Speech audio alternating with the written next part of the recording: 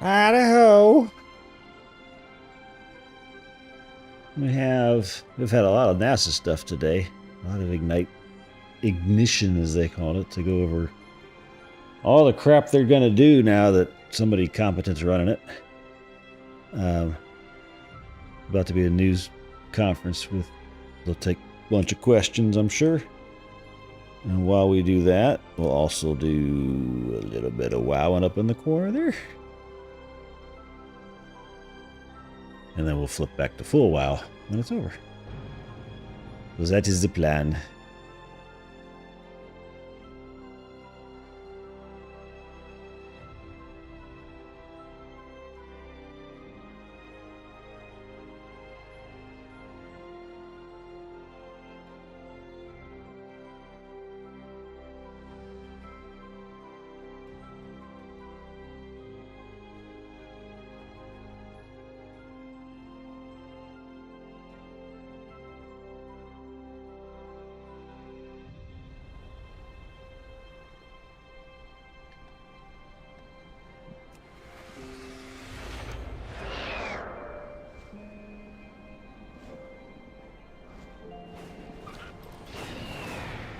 I'm not off cam today. I got distracted with other things, didn't get a chance to set it all up, so it's just me.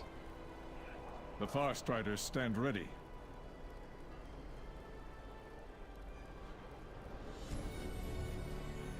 We must not falter. I think it's gonna be too loud still for you guys. On top of this, let me turn that down. Audio. 15%.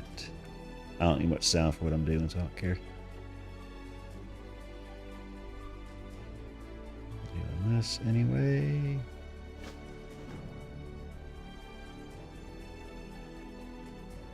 Now, what's that?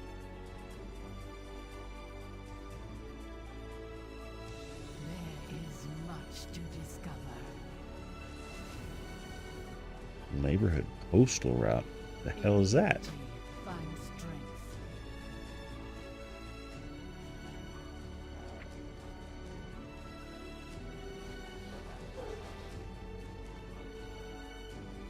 I gotta go. Oh, I know what that is. Okay.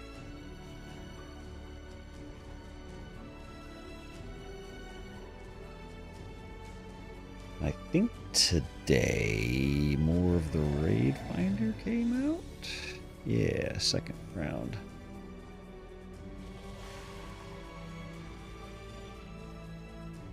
I don't think there were any quests. I don't see any quests for these, so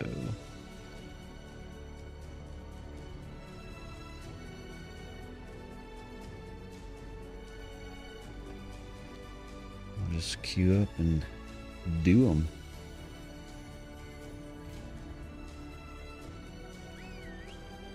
These guys out.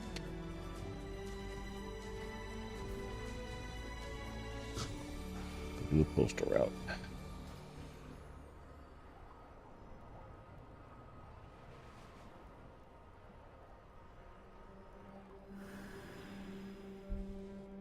What you pacing for, boy?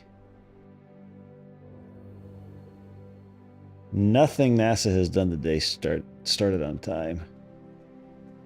They had presentations all morning, and in between each of the major ones, it was, we're going to take a 10-minute break. And then 10 minutes passed, and then 20 minutes passed. Then a little bit longer, and they finally showed back up.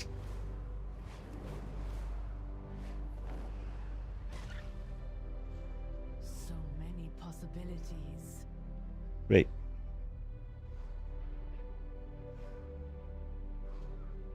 May we all find what we seek. What? There's a race?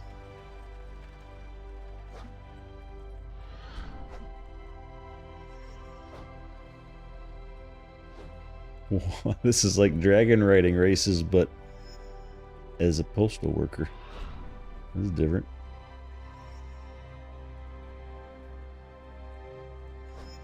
I don't feel like I have any abilities though. It's all just these little pickups.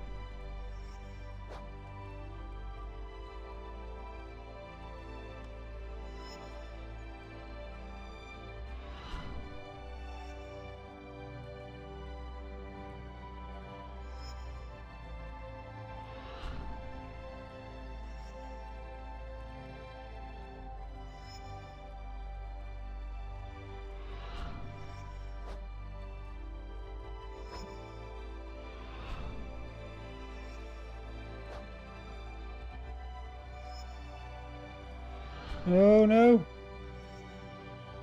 Shoot. All over the place.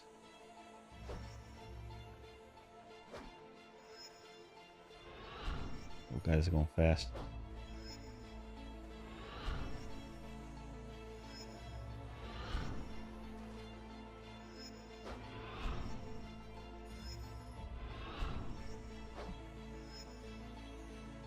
Oh shoot, I missed. No! Get out of the water. Come on. That's lame.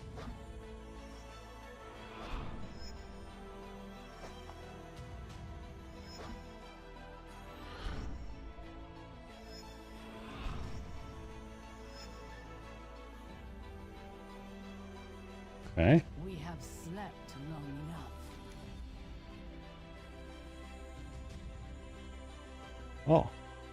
Oh.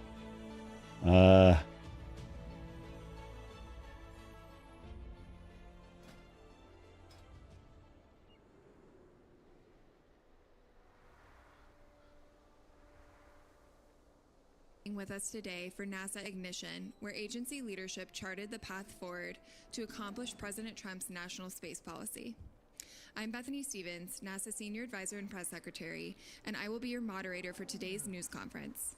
Joining this live event Ooh, she got a new are title, Senior Administrator Advisor. Jared Isaacman, Associate Administrator Amit Kshatriya, Acting Administrator Exploration Systems Development Mission Directorate Lori Glaze, Moon Base Program Executive Carlos Garcia Galan, LEO Program Manager Dana Weigel, Associate Administrator Science Mission Directorate Nicola Fox, Space Reactor Office Program Executive Steve Sinecor.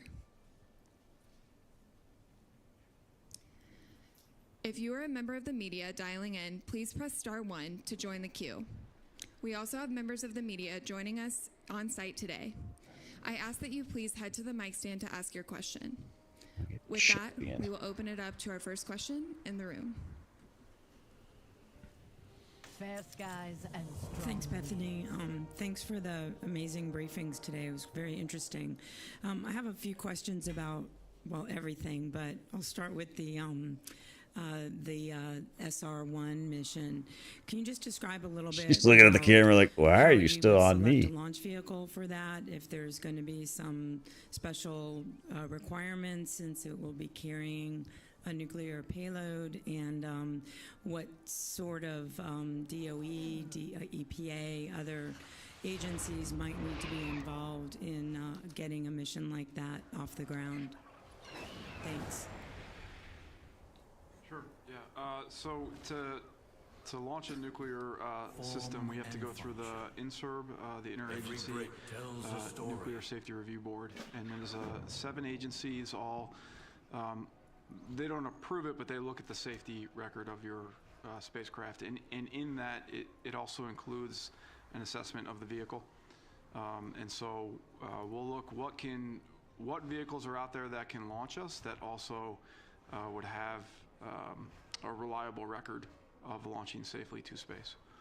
And that's something we do all the time in science. We're launching Dragonfly with a nuclear payload, Rosalind Franklin with a nuclear payload, so it's something we do all the time. Are there any vehicles in particular that are already eligible for that? Is it a special certification for that? So I think internal to NASA, what we'd look at is what's in the Launch Services Program portfolio for that capability. Thanks. Hey, good afternoon. Mike Maidenberg, Wall Street Journal. Maybe for the administrator, are you going to need to cut any programs, existing programs, to find resources to pay for some of the new initiatives that you talked through today? For example, just the moon base kind of rough math, 3 billion a year, 20 billion over 7 years. Gateway goes away. That's about $1 billion a year. It seems like there's a gap there. So cuts on the table. Do you have to find new budgetary resources or other funds to pay for some of these ambitions? Thanks. So that's a question you receive quite a bit, and I continuously refer back to that NASA does not have a top-line problem. This is just where we choose to concentrate our resources. So if you take a look at 26 appropriations, almost $25 billion, you got a $10 billion plus up in the One Big Beautiful Bill, of which a very decent portion of that was Gateway. So when we refer to repurposing, pausing and repurposing resources from a orbital outpost to the surface, you're drawing on a lot of resources that we have available. We talk about concentrating resources on the needle movers. When you think about it, we have a science technology mission directorate that's working on a lot of next generation capabilities for expanding humanity's reach in the solar system. We're going to concentrate those tech developments on the moon. Our science mission directorate does CLIPS missions. That's going to be concentrated on the moon. So you're basically looking across the various mission directorates and making sure that if you have a component that and resources that they contribute towards one of the major objectives in the president's national space policy, like the moon base. And again, I would also point to, CLIPS were being served incredibly well here on a program that was designed from the start to provide, very affordable missions to the lunar surface. Now, if they were reasonably affordable when they were, relatively bespoke and infrequent, again, at 3 or 4 missions a year, we fully anticipate those costs down when there's multiple providers that are able to compete for these opportunities, and you're signaling demand for like upwards of 10 a year. So again, $25 billion a year plus a $10 billion plus up. A lot of things we're talking about are still in the 10% or so of our budget, on a multi-year period. So you won't need to cut programs, or you feel like, given those resources? No, I'd say what we're doing again is we're just focusing on the main needle-moving objectives in line with the president's national space policy. So we said we were pausing and shifting our focus on Gateway. So Gateway isn't canceled, but we get a lot of hardware that we've already invested in this case. Sometimes you have launches you've already paid for. You've got programs like Viper, for example, a program that was like almost entirely paid for that's now going to serve the purpose of the moon base. So today was not a conversation about cancellations. It's about just focusing resources on the main objective. Thanks. And we'll take one more question in the room from you, Audrey, and then we'll hop online. Hi, Audrey Decker with Politico. Thanks so much for doing this. Question for the administrator, another budget question. I know you can't get ahead of the 27 budget rollout that, could be next week, but I was just wondering if you could, in broad strokes, maybe say how much of this plan you were able to incorporate into the 27 budget in terms of what we'll see there? I would just say that every one of the one, I come back to again, we don't have a top-line problem. This is about allocation of our resources in line with the president's objective, and then doing it as efficiently as you possibly can. For example, our nuclear program, SR1, is not about going and lobbying for billions of dollars to undertake a brand new mission. Honestly, we have to earn the right to be able to do that after $20 billion worth of failed programs over time. This is why we're taking hardware that we already have, a reactor that's mostly built that we already have, fuel that's mostly paid for over time, leveraging the expertise from Glenn and Marshall that work on this kind of hardware all the time to build things alongside industry like power conversion and radiators so that we can bring this thing together as, admittedly, as I described it, the 70% solution. Prove that it works, should get America underway on nuclear power and propulsion, then you can come back and maybe ask for more in the future when you show that it can be done. And that's why, again, you cross a program, Moonbase, take the resources that have already been made available, make use of the contracts that we've already been working on and scale them up. They're affordable, like CLIPS program. A lot of the tech and science that we're going to attach to these, we put an RFI out. These aren't things that necessarily NASA can pay for. We want academia to build instruments for some of these landers and rovers, and we will incorporate them, make use of the comms that we already have, and some of the ability to control these missions. So we are trying to be extremely efficient in our approach, show that can be done, deliver some wins here, and certainly earn the right and the confidence from our various stakeholders to make further investments in the future. On CLD, if I may, what was announced today was a pretty seismic shift from even just what the agency was said, last year. So I guess maybe could you provide some more detail about when NASA kind of realized that path wasn't a viable path forward in terms of like seeing that there wouldn't really be a commercial market there, and just kind of, I guess, the backstory behind that decision that you all made today. Let me start. Okay, go ahead. We're constantly evaluating commercial opportunities, access, and what we're seeing on board space station. And we've certainly grown the portfolio of what we do, and so it's something we've looked at for quite a while. I will say that we had hoped by this point in time that we were in a much better position with the market. I think it was the right time to have the discussion and kind of objectively look at everything we're doing to make sure we're on the right path. Anytime you get a new administration, it's a great opportunity to, take a fresh look. Where are we going? Do we have our best foot forward? And so in putting everything together between market budgets, complexities of building and managing a space station, we realized we've got to have a discussion because the original path we laid out is not, it's fraught with a lot of higher risks. Maybe just to build on it too, because I don't want our message today to be misinterpreted, right? I mean, NASA does have a history. You can look at a lot of our OIG reports where we are way over budget and substantially behind schedule, and at some point you have to course correct and get things back on track. Let's be clear, the International Space Station has an end date.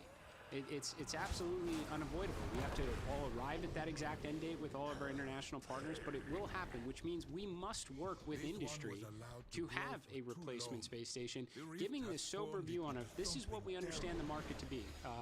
How do we know what we know? Well, we know who the PAM missions we put out. We know how fast those seats sell. We know necessarily what the backlog associated is. We know what we subsidize as it relates to those missions. We know what we subsidize for cargo, so we have some sense of this. We certainly don't have the complete picture that maybe some of our industry partners have. So enlighten us, educate us on this whole thing. This is the whole point of the RFI. Tell us what we have right, tell us what we have wrong. We know it's certainly complicated to build a space station to keep people alive in the harsh reality of space. And we know what it takes operationally to keep them alive. The things that come up that Dana walked us through, the EVAs to go out and repair, the medical situations where we have to bring people home. Let us put the full picture out there, take a sober view at it, tell us what we got right and what we got wrong, because there will be an end date. Industry that was here, that has been supporting us through the CLD effort, will wind up building this replacement space station, but let's just do it eyes wide open as to what we think the real costs are going to be, what the real market is, and what complexity is going into it from the technical build out and the operations, and give us the comfort, the American people, and everyone around the world that depends on what we do on the International Space Station, the confidence that we can do this the right way. And we will now move to the phone bridge with Will Robinson-Smith of Spaceflight Now. Hi, thank you all for taking the time to speak with us today and for the robust presentations. Question, I suppose, for Dr. Lori Glaze. In your remarks about moving beyond Artemis 5 and looking to work with at least 2 launch providers to target landings every 6 months, does that future also involve Orion launches with the Space Launch System rocket, or is this looking to move entirely beyond SLS, starting in the Artemis 6 timeframe? Thanks. Yeah, it's a good question. And I'll tell you the way I see this, Jared laid out the broad vision for where we're headed, what our plans are for trying to get to and build a moon base that's going to require a lot of access to the lunar surface. We know where we are today with our legacy systems, with our SLS and Orion government-owned legacy systems. We know where we want to be in the future. They're calling SLS legacy already. It's launched once. The types of missions and the effort that we have in front of us. We put out the RFI today specifically to get information from our providers, from our traditional industry, from other potential providers that are out there to help inform us in that acquisition strategy so that we can plan what that transition looks like from the traditional legacy over to the commercial. Yeah, and I would say, and Dr. Glaze can weigh in on this. I mean, we've heard from, as you would expect, every one of the contractors that contributes the primes to SLS, and they've all said that expressed interest in taking their components of that system to a commercial pathway. I would be shocked if we didn't see multiple proposals with different variations of hardware for those opportunities for Artemis 6 and beyond. And we will take one more question online and then go over to you, Jeff. It is going to be with Jonathan Seri of Fox News. Thank you, Bethany. This one's also for Jared Isaacman. America's return to the moon has been delayed in the past by changing presidential administrations. Obviously, we're going back in the near term, but what ensures that we stay there for the long term and that we stay the course for sending humans to Mars? Well, I mean, that's a great question. Honestly, that was a lot of what today was about, specifically NASA's response to President Trump's national space policy, which calls for exactly that. Please do not go back to the moon just for the footprints and the flags. You must pick up where we left off more than a half century ago. Build the moon base, create an enduring presence, and if you're going to build a moon base and have an enduring presence, then you better undertake missions with great frequency, and if you're going to take great missions with great frequency, they have to be affordable. That's what we laid out today. What's within our current plan that we can optimize to get to higher launch cadence, and what does the future look like many years down the road after we've already gotten back to undertake missions again with frequency, and then when they're there, talk to us about the base. We're going to take it in phases, and every one of these is designed to make a lot of use of the resources, the contract vehicles we've already had, so that the time, money that's gone into it through those various administrations serve the bigger purpose. Why we're leveraging CLIPS, why we're leveraging hardware from our various nuclear programs, which goes to your next point of where do you go after the moon? Well, the moon is certainly going to be our technology proving ground. We have our various phased approaches, power, surface mobility and such, but what we want to get to is in situ resource manufacturing, so you can take the ingredients from today's ignition event, which is nuclear power and propulsion, the experience we get on the moon with in situ resource manufacturing. That's going to be key components to sending Americans to Mars someday, and then being able to bring them back home so they can tell us about it. We'll head over to you, Jeff. Good afternoon. Jeff Faust of Space News. Question for the administrator. What discussions have you had with members of Congress about the proposals you've laid out today in terms of securing support for reallocating funding or any language you would need in the NASA authorization bill to carry out these programs? I mean, we've had extensive conversations. I think we try and at least have a no surprises policy. So having conversations with congressional leadership, having conversations with the White House, with major industry players that are contributing into these efforts. We had to have those conversations well in advance of actually the February announcement on standardizing SLS, increasing launch cadence. And I think you saw a lot of members of Congress come out in support of that. Senator Cruz and the work he's done already on the I think you'd find is very much in line with what we shared today. I noticed he sent out an ex post of support on this. So I think everybody understands what's at stake right now. Meeting the moment. When I say that, success and failure comes down to months, we mean it. And I think it's hard to look at the approach that we've had up till now on some of these things and say it was perfect, just let it be. I mean, Artemis 2 had to go back into the VAB to relearn some lessons that we should have captured coming off of Artemis 1. You got a lot of OIG reports that are problematic. This is not limited to any one component, any one mission directorate, right? We got a science mission we had to, the previous administration canceled. Again, I think we spent $250 million last year just keeping it canceled. We have a rival that's going to go and try and procure samples and bring them back in 2028. Like, that's not a good place to be. So I think all the stakeholders have come to a realization too that we have to do some things differently. I think you're seeing it in some of the public support. You're seeing it in the new authorization bill, and this is what it takes if we're going to get the job done, to go to the moon, do so before our rivals, build the base, and do the other things. Good to go, Joey.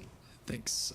Thanks, guys, for doing this. Question for Jared and anyone else who wants to reply. I was wondering if you've gotten any initial reactions from the international partners who were working on Gateway.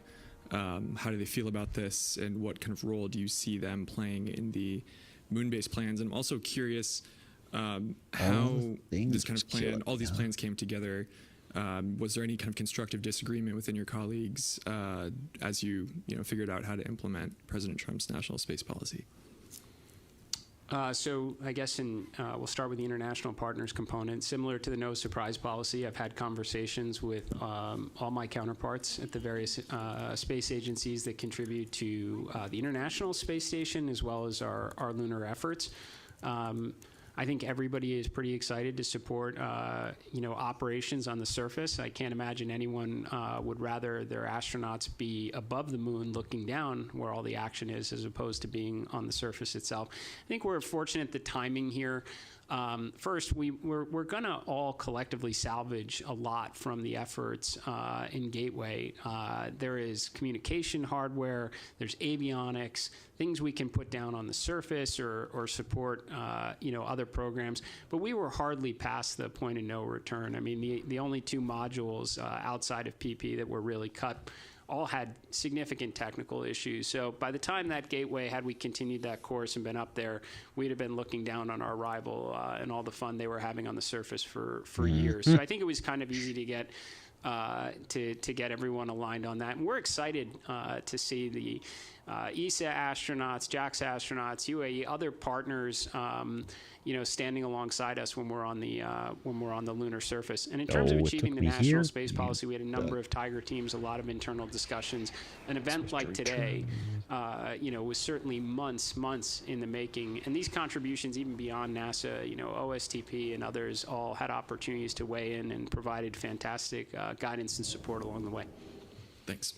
And we'll move online for a couple of questions. We will start with Andrea Leinfelder of the Houston Chronicle. Hi. My question is also about Gateway. The One Big Beautiful Bill provided funding and said Gateway should be developed. So I'm just curious, can NASA pause Gateway without permission from Congress, or do you need the NASA Authorization Act to really make that possible? Also, by pivoting Gateway to the moon base, how big of a role will the Johnson Space Center play in developing a lunar outpost? Thanks. I'm happy to say it. So we have not canceled Gateway at all. So there were resources that were made available to Gateway under the One Big Beautiful Bill. We paused and are repurposing a lot of our resources towards the surface. I think we all recognize that is a national imperative, aside from the fact that it's actually in the national space policy. Now, in terms of the role that Johnson Space Center is going to play, well, an enormous role. I mean, you've got the entire moon base. I mean, this is the operational excellence for human spaceflight, not just training our astronauts, but helping control them when they're in low Earth orbit. I fully anticipate that to be applicable on the surface where we all want to be. So I put it in my workforce letter, which we did put online earlier. Then we talk about pause and pivoting. That includes the workforce as well as the resources towards the primary priority here, which is building the moon base. And we'll go to Marcia Smith with Space Policy Online. Thanks so much. I think my question is probably to Lori.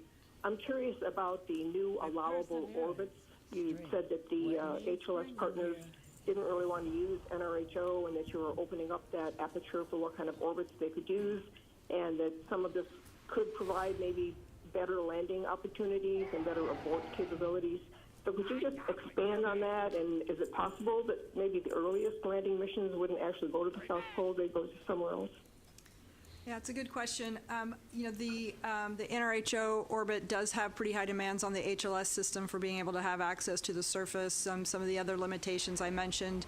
If you needed an abort on one of these early missions, in particular the first landed mission, it could be up to a week before you could get back up to rendezvous with the Orion. So it has been suggested that we consider some different orbits, perhaps some lower lunar orbits. And the intent is still to go to the South Pole. I think both of our providers have indicated that they still have a desire to do that and to meet that requirement in building their landing systems. They want to make sure that what they're building is going to feed forward to the systems that we need in the future. So, that's, as far as I know, that's still on the table, but they are looking at some different orbits to have better access to that South Polar region. Give them a little bit more flexibility. Take it away, Ken. Hi, Ken Chang, New York Times. Returning to the commercial LEO destinations alternative, I guess first for Jared. This sounds like a vote of no confidence in the business plans of the various companies who envision these free-flying stations, but it also sounds like you're open to being convinced otherwise. And then for Dana, a couple of detailed questions. When were you thinking that this core module would be launched? And whatever that answer is, it doesn't seem like there's enough time to design and build that. So is this really, are you just envisioning the Axiom Space module that's scheduled to go up and sort of rebadging that as a NASA module? Well, I mean, to hit the first part, this is look, we are sharing what we know with all the experience we have operating the International Space Station alongside all of the commercial cargo payloads and the crew operations through the various PAM missions, and we are saying we want to get this right. I mean, that's really the thing. I mean, we talk a lot, Nikki's going to like this, about Roman being on time and under budget, because it's the only program we can say that about. So we're trying to get back into a rhythm. We're being very transparent. Wait, government's not efficient? You're kidding me. Optional. No one's here trying to make a case of keeping IS up until the end of time, and I don't think our international partners are behind that at all. So the idea is to make the transition the right way, and we have to put everything out on the table on this one right now. We $10 billion plus up in the One Big Beautiful Bill. $250 million of it was for a replacement for a commercial space station. The idea is always, from the get-go, depended on multiple customers out there, NASA being one of many, and we're saying, explain it to us, because we have to get this right. Talk us through the technical elements of it, because it took us a long time, and we had to learn. There were a lot of lessons learned, so we want to make sure those are transferred, and we will owe that to our partners to make sure they have that information as well. There's operational considerations. We'll put it out there. There's two pathways. Convince us on the first one, which is totally fine, because we have to do something here. We acknowledge that. Doing nothing is not an option. It was in red on Dana's slide. And then here's the alternative one, where we look at it as more of an incremental approach that brings down some risk. Both options are on the table. We're not dragging this out. The RFIs are out, I think, either today or tomorrow. We're having breakout sessions tomorrow where we can hear back from industry. What my hope is, we've got an opportunity here for, right from the get-go in phase 1, 3 modules. There's a lot of companies been working hard on this. What I want to see companies say that I've got it. I'll make that module for you. We'll prove out those capabilities. We'll show it. And it'll be the setup for a very successful commercial space station thereafter. We have the confidence. Here's the data behind it. And another company says, I've got that module. We're there. Here's our approach to doing it. And that will someday turn into a commercial space station. We're putting everything out there to get the feedback to go in the right direction, so this is not an over-budget, behind-schedule program that puts America's presence in LEO at risk.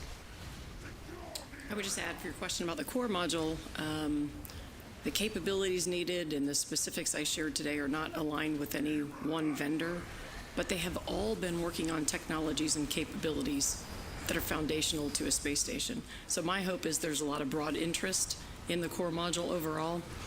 And I think there are a lot of capabilities that are in design, on their way, and that are applicable.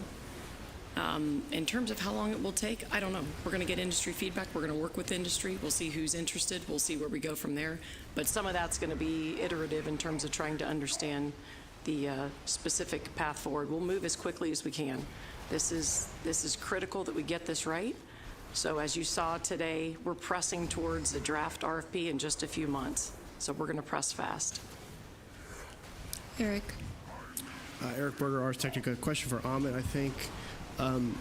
Just curious where the NASA workforce is today, sort of from a confidence standpoint, from a sort of an attitude standpoint. 2025 was a very difficult year for the space agency for a number of reasons. I won't go into them, but I think we all know them. There's now finally some clear leadership, but today and in the last few weeks, you've announced some really wrenching changes to how the agency does, and I think some of them are probably pretty good, but it's changing people's lives and the things that they've been working on, which has been a problem for NASA in the past. So I'm just wondering, where is the workforce? In your opinion, you talk to them, you were here, you've been here a long time, you know them. How are people sort of dealing with this change? It's a great question, Eric. I would say in general, the workforce is hungry for leadership, and they've got it now. The clear vision is there. I mean, everything we're doing now is, and to your point about like we're changing things around, we're making kind of reallocations, and we're being honest about where we are in a lot of other cases. I would say, generally speaking, almost all the workforce is also very appreciative. We've had feedback saying that some of the things we're saying are like therapy to them in terms of like things that we've known, but we just haven't been able, because of the constraints we've been living under, to kind of deal with. So that's been a thing that a lot of folks have been just kind of like, wow, we can say what we think and do the things that we know we're supposed to be doing. The idea that we're going to bring, you know, the spirit of what we're doing, you know, getting people closer to the work, stop watching things and start doing things again, I think has really energized the workforce tremendously. You know, there is going to be some, you know, because of some of the changes we've seen here and some of the ways we have to reallocate resources to work, you know, some of folks, their projects might get changed. But I'll tell you, I think you all saw, we got a lot of work to do. And one of my messages to the workforce is that, hey, we need every single one of y'all to help us. We need, maybe the job you're doing today is going to be different than the one you need to be doing in the future, but we're going to need all hands. We're going to bring in new hands. You know, we're trying to really get focused and aligned to the mission. So I would tell you, I mean, I spent all day on stage listening to the boss, but separately, like when I go and I'm almost certain, as we've been traveling around, that this is a huge shot in the arm for the team. Okay, thank you. Jackie. Hi, thanks for doing this. Question, I think, for Dana. So I wanted to wrap my head around what exactly this core module is. Is this going to be designed by NASA, or is this also something that you're looking for industry to hash out? And given all these changes, how long have these companies been aware of these changes, and how will that kind of inform how they respond to this RFI? And then given the timeline for the RFP, like when do you foresee funds being deployed for them? And then, sorry, I know this is a long list of questions. There's a lot packed in there. I'm going to have to... I'll pause there. Maybe I can ask a follow-up. Okay. Let's see. Let me back that up. You're going to have to unpack that. Sorry. I can start over. Sorry. Oh, no. NASA's we're going to procure the core module. We need industry to go build the core module. Of course, we will have the fundamental high-level specifications and requirements for what it needs to do to both be compatible with ISS and to support the additional expansion with the commercial modules. But that's something we're looking for industry to go build, so we'll go procure that. That's part of both the RFI discussion and when I talked about the draft RFP in June, that's part of that. You know, as fast as we can go towards awards, I mean, that's really what's going to dictate expenditures. I mean, that's just classically how that works. So we're going to push through that as quickly as we can. And that schedule is what will dictate when we can go start spending on it. And I think you had a number 3 and 4 in there somewhere. No, last follow-up question. Given that the current law is ISS is ending in 2030, but I know that there's language in a Senate bill to extend it to 2032, where do you stand on that timeline? I mean, what's the right timeline for decommissioning ISS? It's really important for us to maintain continuous presence. So first and foremost, I want a plan that closes. I want a trajectory that gets us from the existing space station to commercial stations.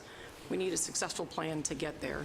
There are a lot of things that go into space station supportability. Of course, if we're asked to extend it, we have the technical capability to do that. We are not going to stand in the way when commercial industry is ready. It is still our job to go pivot and move to transitioning to space stations that are commercially owned and commercially operated in 2030. So we're still on that trajectory and on that plan. Technically, can I extend? Yes. There's also partners that have to weigh in and consider. But our overall goal hasn't changed at all. We are just trying to change the approach to an incremental one that allows multiple providers to stay in the game, allows the market to grow, continues competition, and hopefully gets us to the 2 space stations in a much more seamless transition method between current station and future stations.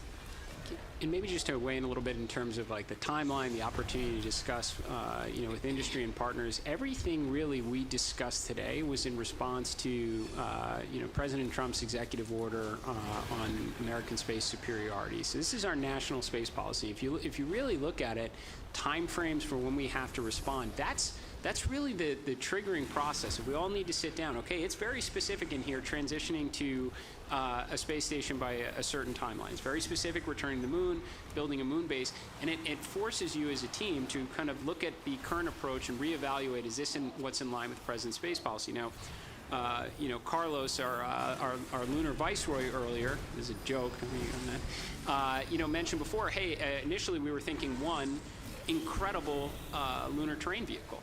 But then what changed? A national space policy comes out and it says you need a moon base. Well, it's like if we're gonna build a moon base, we're gonna need more than one rover. We're gonna need mobility for astronauts and autonomous ones. We're gonna have to demonstrate logistics. We're gonna probably want it to be able to do science. We're gonna need lots of rovers. And you're able to then look at what resources do you have available in order to achieve this. And we had a plan where we had an orbiting moon base, and now we can repurpose a lot of that towards a surface moon base. We do the same thing in commercial stations. It forces an evaluation to look at it. And the point being the other way that we last have time. only just kind of approached that timeline from the original space policy directive, and within days, we're here aligning our workforce and industry on how we're going to achieve it. So these aren't generally like our good ideas here. We want to pivot, and we've had 6 months to interact with industry. There's a national space policy. You're on a shot clock. We recognize there are short fuses here for every one of the objectives we're trying to achieve. We formulate our plan, and we share it with all of you, and then we gather data tomorrow so we can action.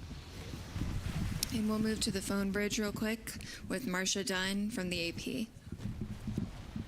Good evening, Marcia Dunn, AP. I'm wondering, what's the fate of the Hubble Space Telescope as it approaches its 36th launch anniversary? And under the new Artemis campaign, if all goes well, how soon could we expect to see NASA launching astronauts to Mars? Are you still tracking the 2030s for that? Thanks a lot. So I'll start with Hubble. Hubble is very well, taking amazing images. In fact, the image we revealed today from James Webb has a sister image from Hubble, and so I encourage you to look at that when they get released tomorrow. The one I know, the sort of crux of the question is, will it re-enter? Clearly, the sun has been very active. The whole environment has changed, and the drag on the spacecraft, it has actually increased. What we're doing is we're starting with a wonderful tech demo that we're doing with our commercial partners at Catalyst to actually try and grab and reboost why can't I think of the name of the spacecraft? That's terrible. No. Swift, thank you. Thank you, Dr. Glaze. Just blanked out. The Swift spacecraft, and to actually, which is it'll be a great capability to actually be able to grab and maneuver something in orbit. So it's a really, really excellent tech demo that we're doing, looking at launching that in the summer to go and try do a reboost with Swift. And then if that is successful, we will look at what it would take to be able to actually reboost Hubble. And I'll take the second half of that question, and then Jared can probably expound on it. But, we're here today really talking about the focus on the lunar surface. As you heard, we have a mandate. We're doing everything we can to focus all of our energy, our resources into trying to establish that enduring presence on the surface of the moon. So you've heard a lot about that today. You've also heard that a lot of that work is going to build on new technologies, new capabilities, new operational capabilities that are going to build forward towards Mars. But I think we need to get really focused right now. Let's achieve what we have in front of us right now, and then we'll address the next question at a later date. Unless Jared wants to say more. Yeah, we're good. And we'll now go to David Brown with the Scientific American. Hi, good afternoon. I have two questions. First, about the nuclear power to Mars. I'm curious, what is the driver for nuclear power to Mars when we can get there in half the time with conventional propulsion? Why not send them somewhere farther, like Uranus? And then once they get there, I'm curious how far the Skyfall helicopters could travel, and how much mass can they carry, given how heavy ground-penetrating radar is.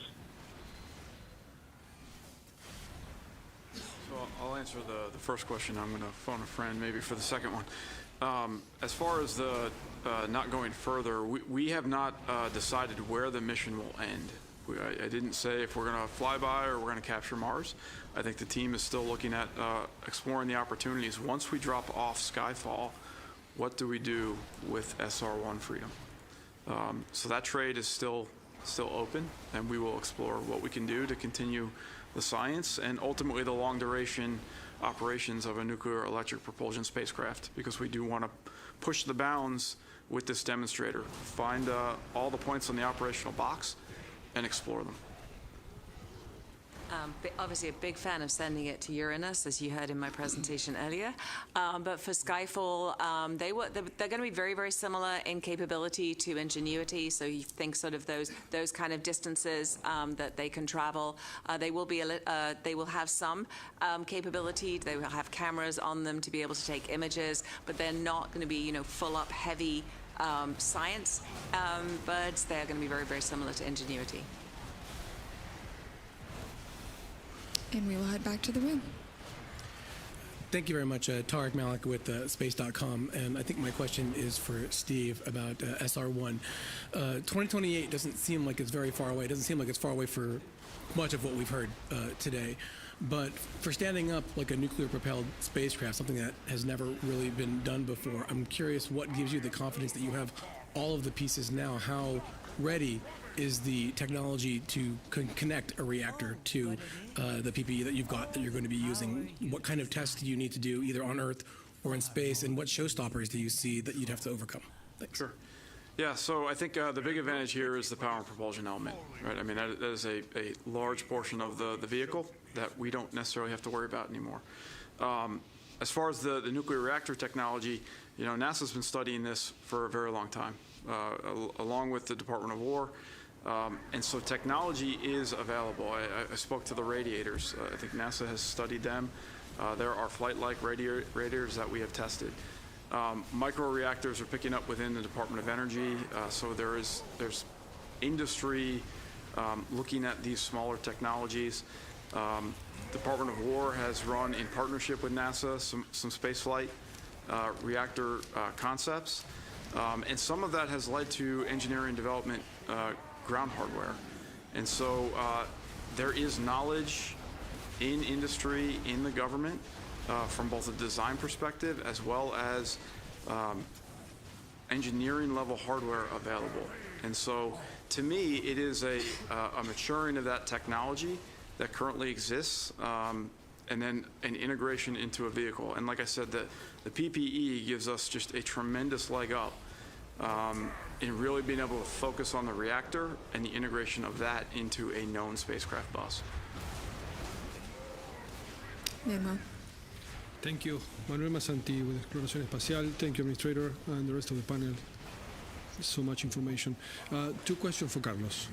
At some point in your presentation, you mentioned that we need to increment the bandwidth with the moon and take it to 500 megabits per second. Is this starts now in phase 1, or is something that you need to do it in phase 2 when we have capability on the surface? And can you explain what is LunarNet? And then my second question is, do you believe that pivoting from lunar orbit to the surface, this will incentivize even more the participants of the Artemis Accords, that now they see that they can reach the surface? Countries in Latin America, for example, Argentina or Mexico, or even Spain, that now they can provide instruments or science to the lunar surface? Absolutely. So we're going to start building the infrastructure with respect to communications and observation in phase 1. So we had already started planning the first constellation, so that's in progress, and we're going to seek a second constellation. So the increase in bandwidth to assets on the surface of the moon, eventually around the moon, is going to start in phase 1. The LunarNet, I won't go into a lot of details because still something that we're thinking about, but it's basically standards that we can test, because eventually we'll have tons of assets on the surface. We want to standardize how things communicate with each other and with the constellations and back to Earth. So we're going to start testing what are the things that should be part of a standard protocol. And with your point about the amount of payload capacity on the surface of the moon, absolutely. Lots of stuff came out of NASA a lot of big today. things,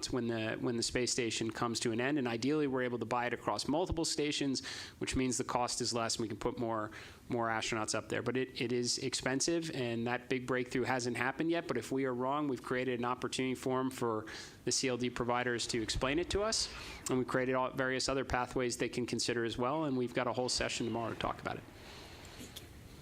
Pablo Fuente with Orbit. And there is some AI that's useful. I am fully in agreement that mass populations using ChatGPT and Gemini and stuff like that to answer all of their questions and take it as truth, that's a massive mistake.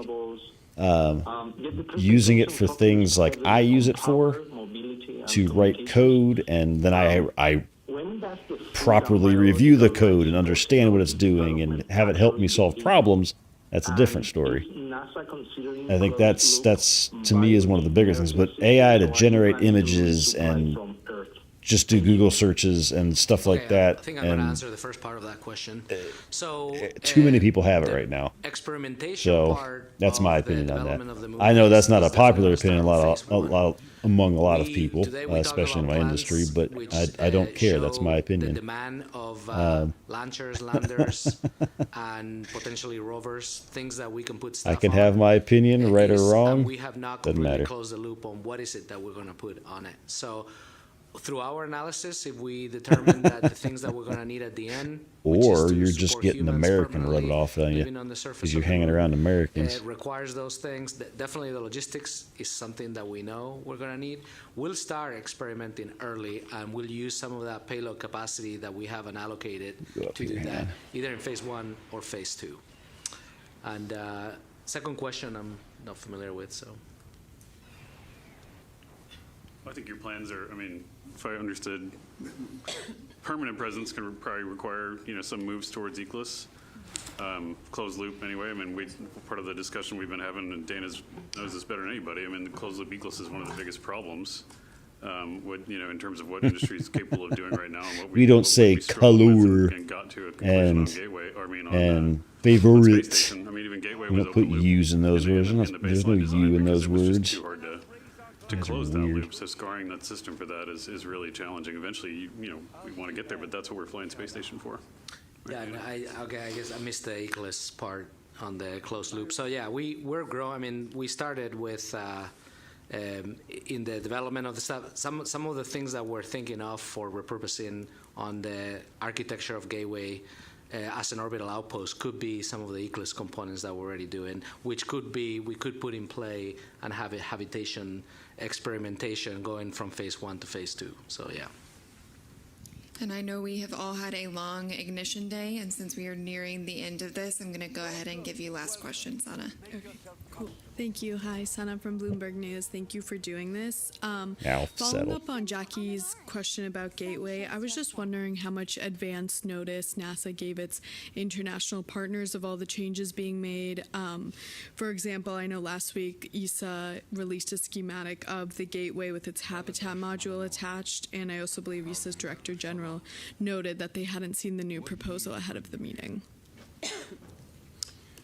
So I have had a chance to speak again with all my counterparts, their various space agencies, and some were, I think some of the timing there worked out to a difference of a matter of hours, actually. But we've been having conversations since I've been confirmed in this position and discussing our thoughts, and I think those conversations got extremely focused after the President's National Space Policy came out, that we have not crossed the point of no return with an orbital outpost here.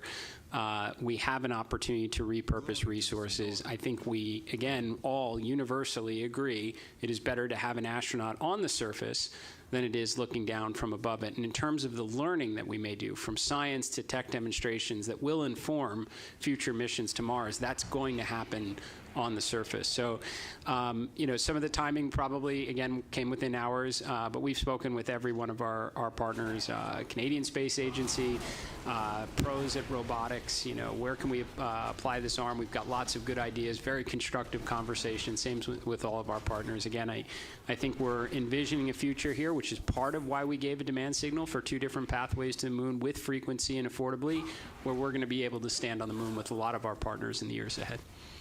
Yeah, Thank if you. I could just finish with, Yeah. the question before about, with the moon base, like how other countries, other Accord signatories, how the rest of the partnership might see themselves now a little bit more presently in moon base rather than, up to this point. I mean, I think that's a really important observation. The partnership is one of the most magical things that came out of ISS. We moved it to Gateway for that reason. We respect and appreciate how important it is. We think that the surface is going to grow, and it's an important reason why. There's a kind of easier pathways to get there in some cases because you have smaller landers and you can do things. But more importantly, one of the reasons why space station is hard and why Gateway is hard is because the systems are physically, electrically, chemically in communication with each other. When they're on the surface, they're not necessarily until Carlos decides they're all going to be connected, which eventually I know he wants to do. But the point is, like, you can reliably kind of compartmentalize some of these things in a way that you can fly a university payload on a lander that's nearby some other stuff because it's not going to have an impact, right? The risk is sort of compartmentalized. So there's a lot more ways to envision this in a really positive way is how we're expanding the partnership rather than, kind of the plans we had in place already. And with that, we are wrapped. Thank you. Thank you. And that's our news conference. Thank you for your participation. Participants should be disconnected this time.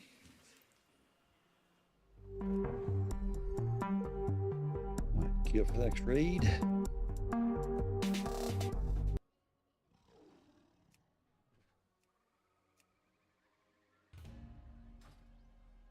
All right, let me turn this one on, turn that one off, turn this one off, and we shake it all about. Go. And then pull this back down here.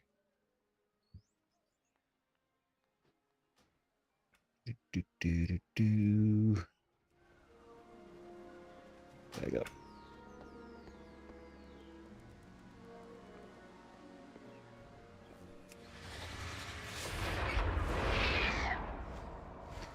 One more thing, this guy.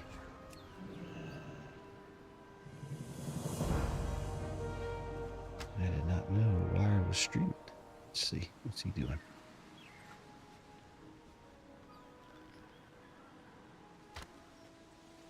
Ah, murdering.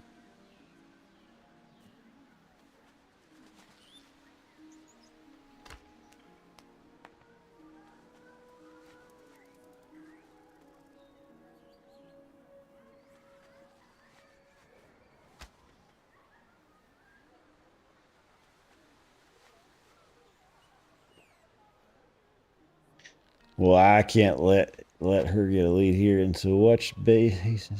Oh my God, that I.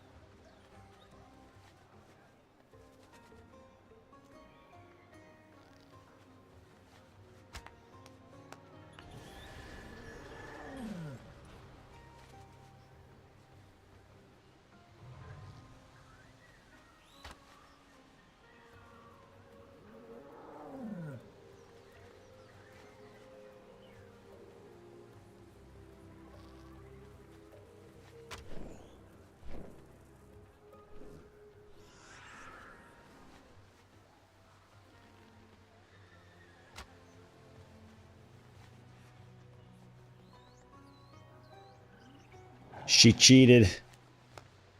She cheated. That's all there is to it. Native American. I win this one easy.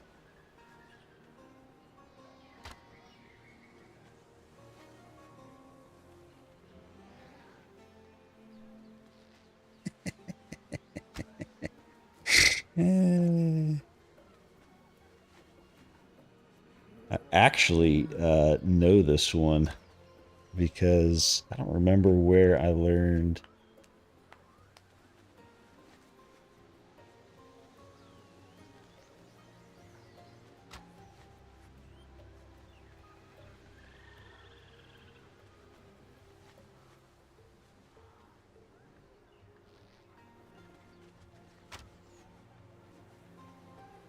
Anyway, all right, let's continue.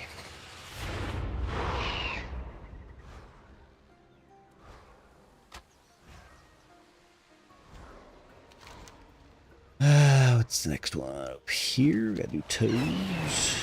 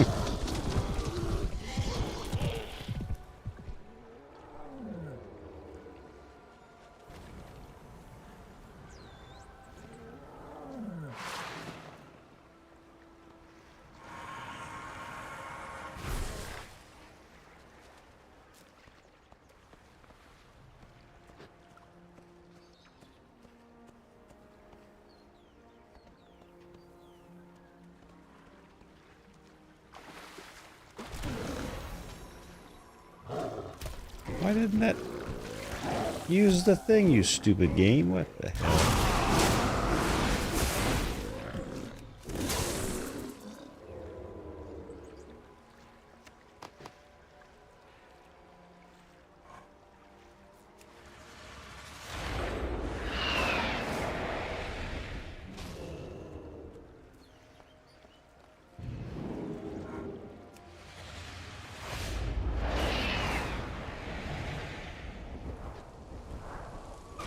Dang toes. Alright, this one. There we go.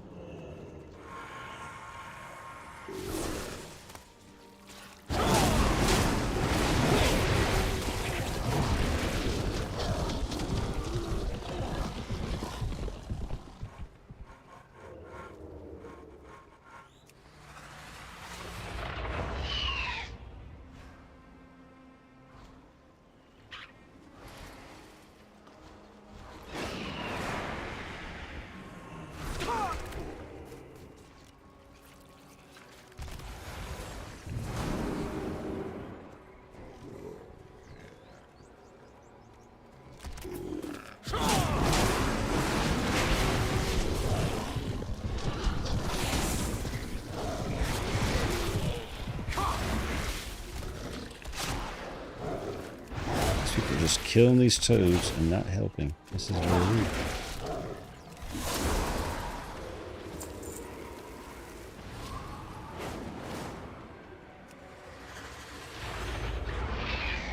This role quest sucks butt.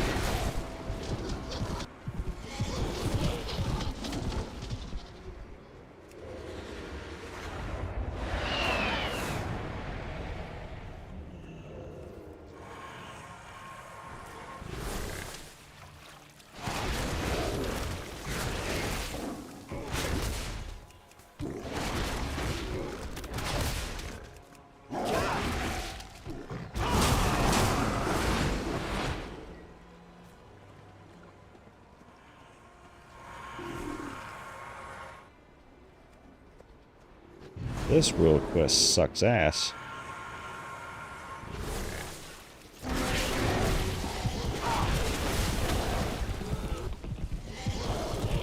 This is like Troll City.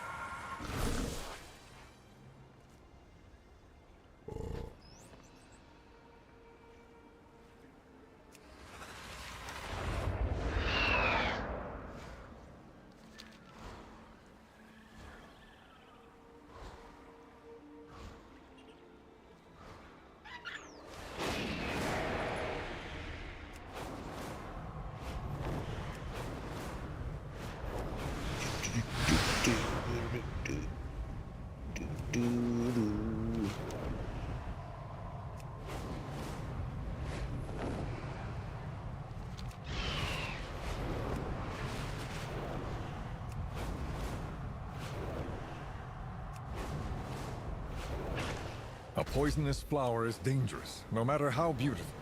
This poison serves no purpose beyond destruction.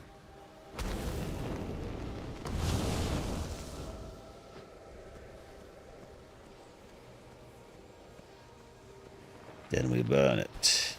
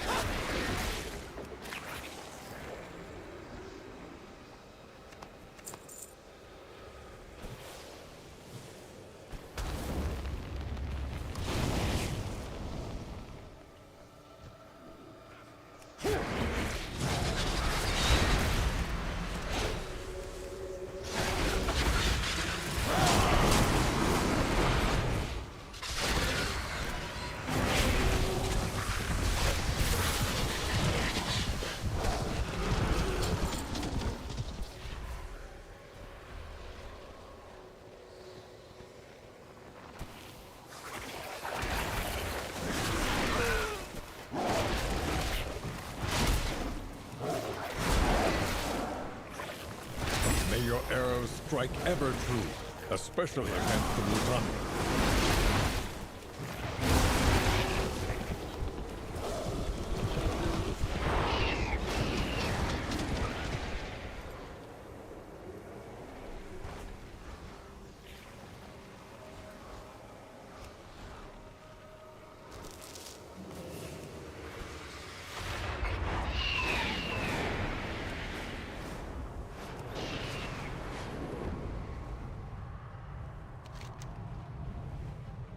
Nope.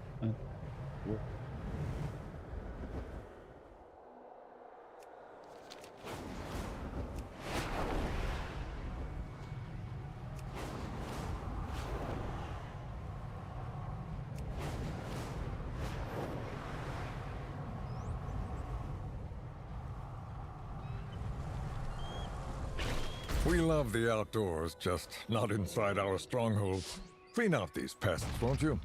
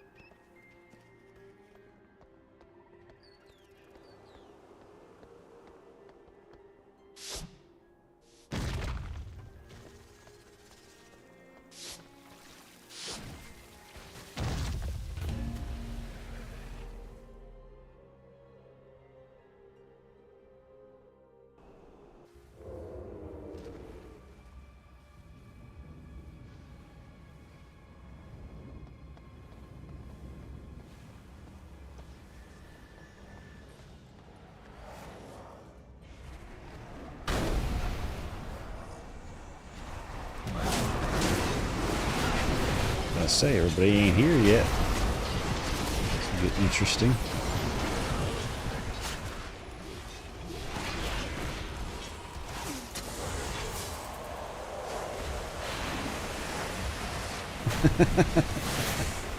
It's okay. It's okay. You are cheating by saying you're winning by doing something while I can't really do it, because it wouldn't be a fun stream if I just sat in wire stream and answered trivia questions. So, yeah. What I think about it.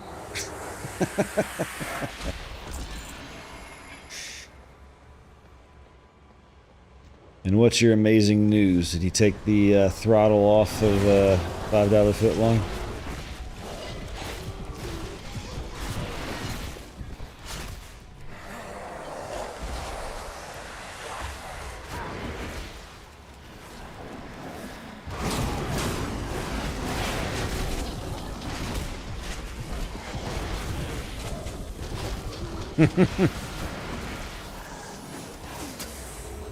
Well, I've never had the problem, because I can just say it whenever I want to say it. And it sounds just like it, because it's me.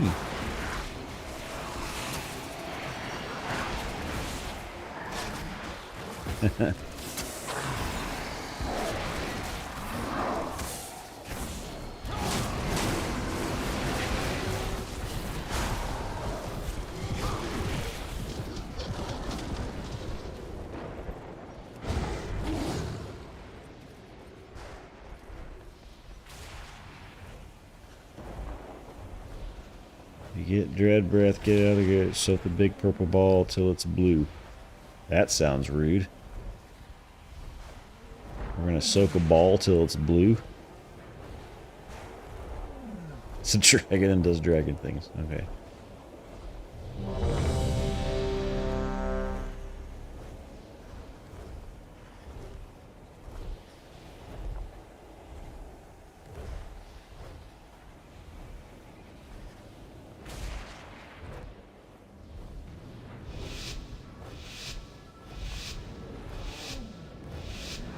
Take flight, brother!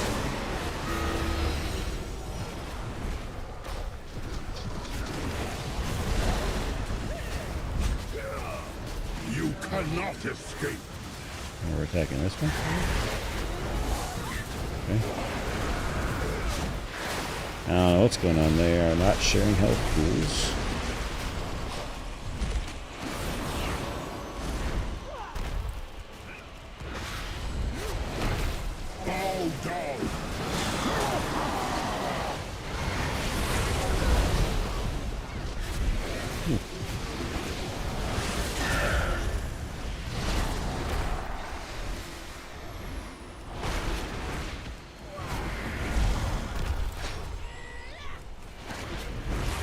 Obey your fears!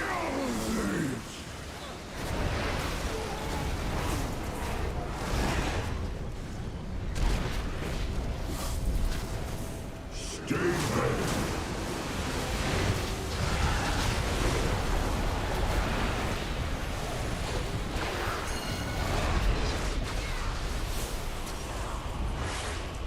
Bow down! Take it!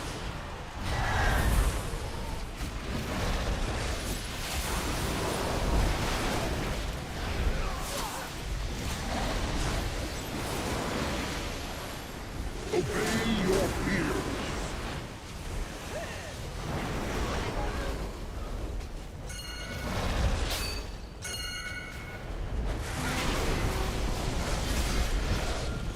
50% switch. Come to the light's blessings.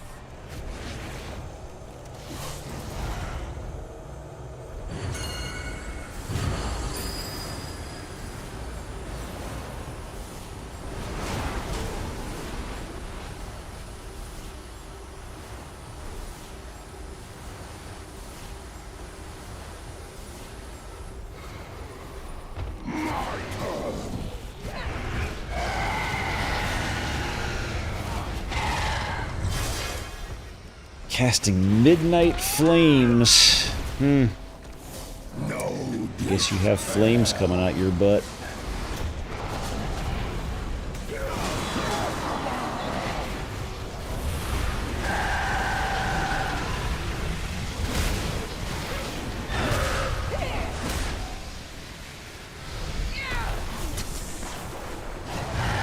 Bow down!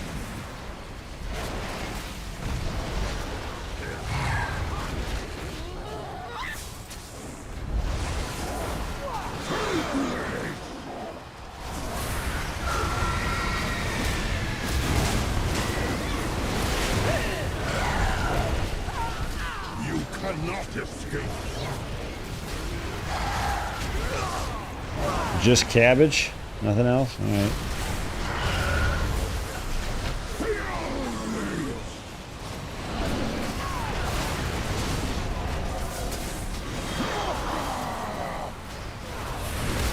Just eating a lot of cabbage then. Casting a lot of flames. Oh boy. Obey your fears.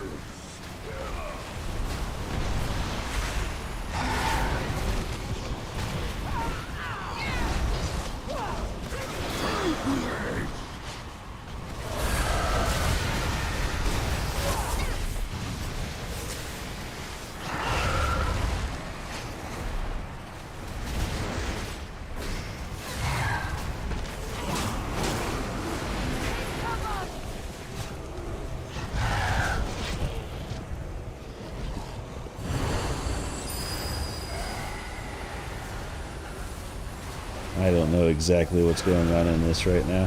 This is a very involved fight that I've never seen before.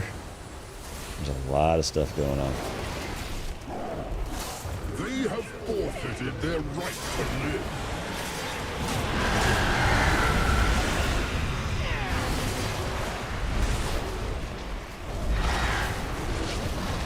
Stay there.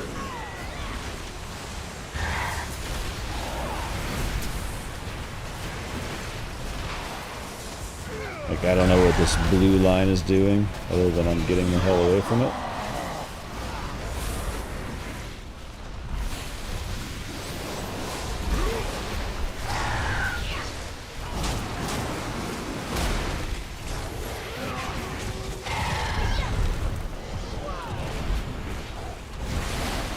This person's got 3 blue lines come out of him. I don't know why.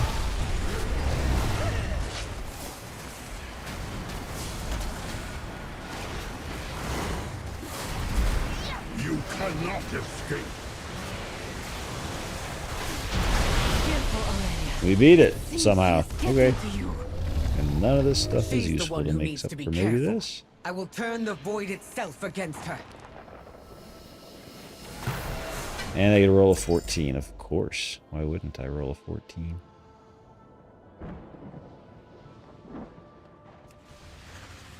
I am the flame of judgment.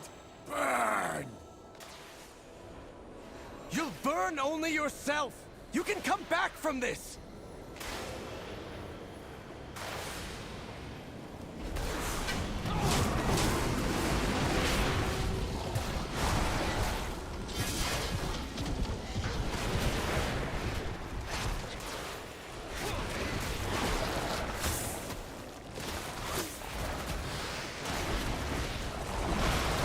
I mustn't stray.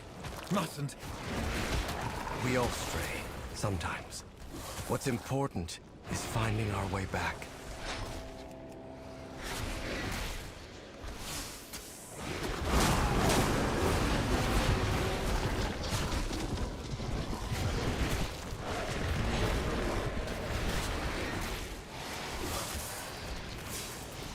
I love how people come into a raid and then leave when they don't get the piece of loot they wanted. Thankfully it fills quickly right now, but it doesn't always stay that way. See, Tyrallion? All who tolerate the void are our enemy. No! No, not all. Get a hold of yourself, Bellamy.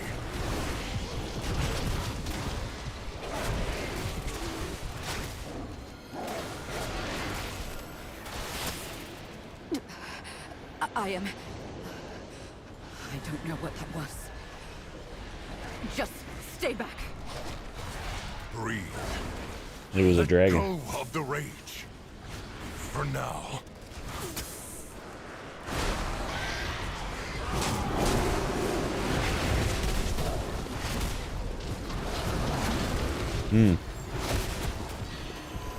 I'll feign death here to get rid of aggro.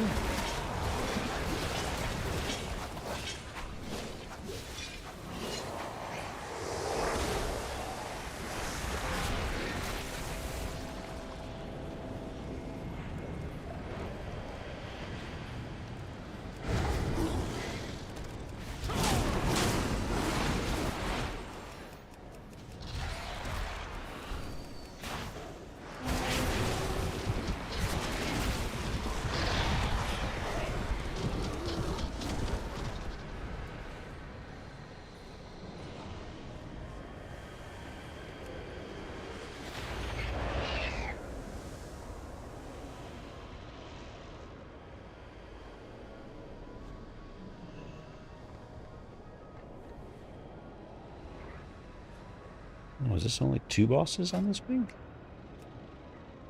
It is. Alright.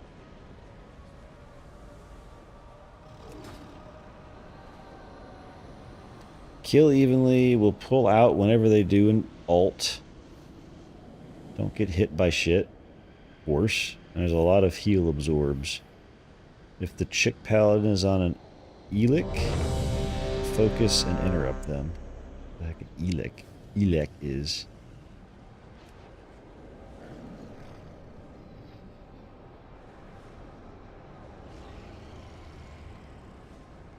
I'm glad he knows what he's talking about, because I sure don't know what he's talking about. Auction house.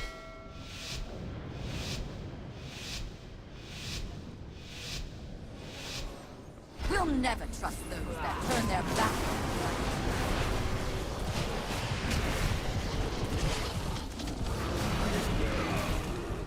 Shields aren't only for protection.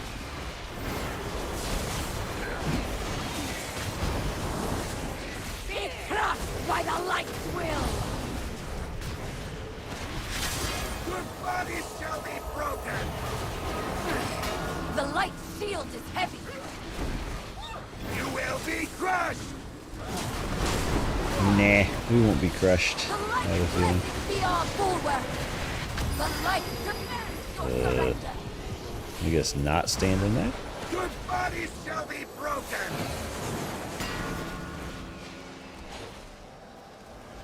Shooting discs at us. By the light's will. Rude.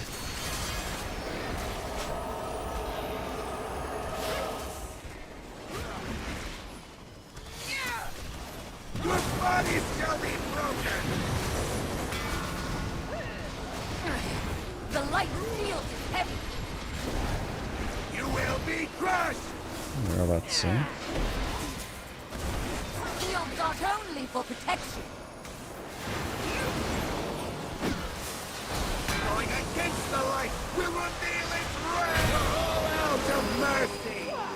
Now is the time for retribution. Heal soaks.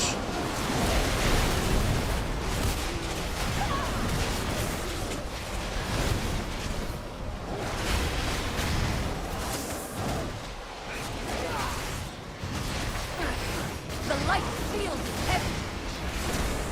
You will be crushed.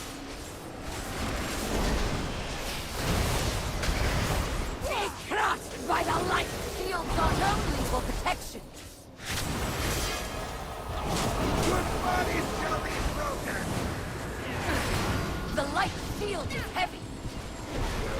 You will be crushed. The light guidance brings. Shields aren't only for protection. The light demands your adornment. Your bodies shall be broken. The light shield is heavy. These paladins are lame. Shields aren't only for protection.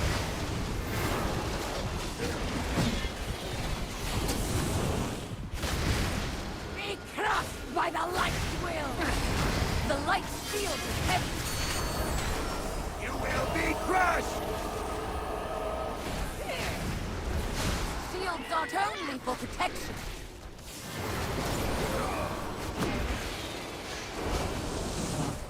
Your bodies shall be broken. The light shield is heavy. You will be crushed. Be crushed by the light's will. Shields aren't only for protection. Your bodies shall be broken. The light's blessing be our bulwark. The light demands your surrender. Be crushed by the light's will. Nope, that's what those do. They silence you. Got it.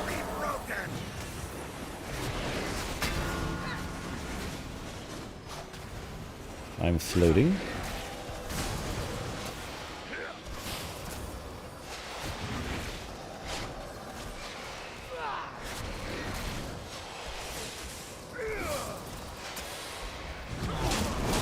Shields aren't only for protection.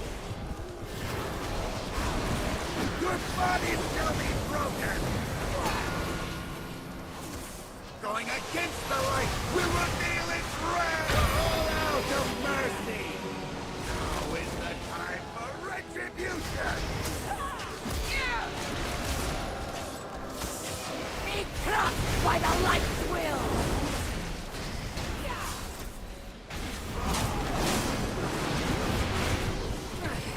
The light shield is heavy.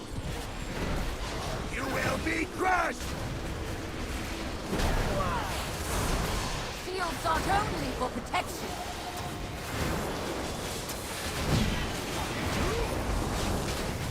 Your bodies shall be broken! The light shield is heavy. You will be crushed! The light brings the light demands your atonement. Your bodies shall be broken! The light shield is heavy. You will be crushed! But the light. But the light can't be wrong. But the light guided my path. What's this? Haste and mastery? Not really an upgrade for me.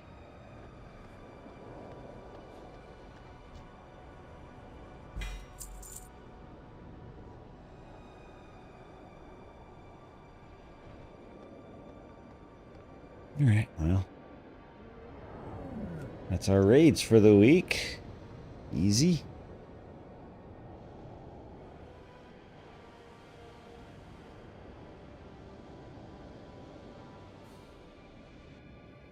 We love the outdoors, just not inside our strongholds. Clean out these pests, won't you? Har har har.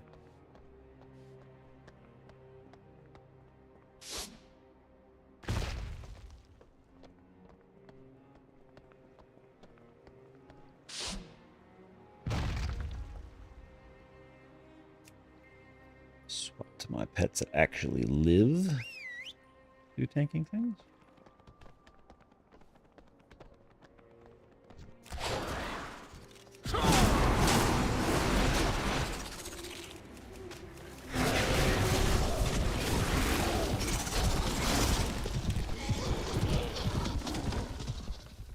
Practically pork.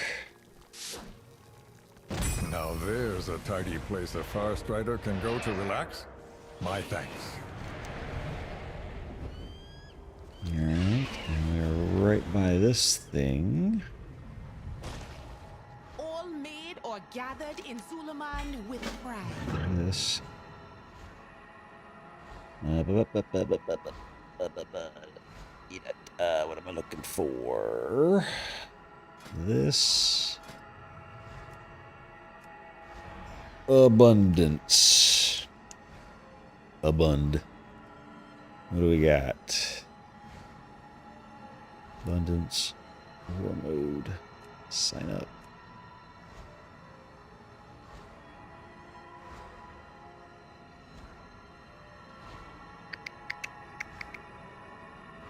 Let me in.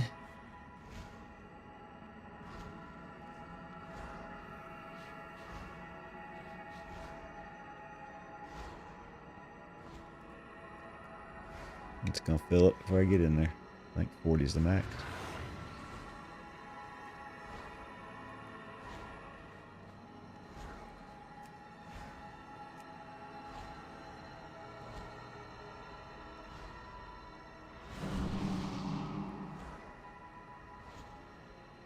Is this one growing or getting smaller? Can't tell.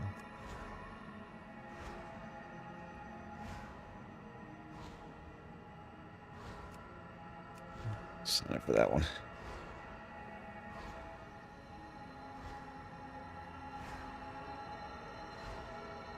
Somebody let me in. Please. Please.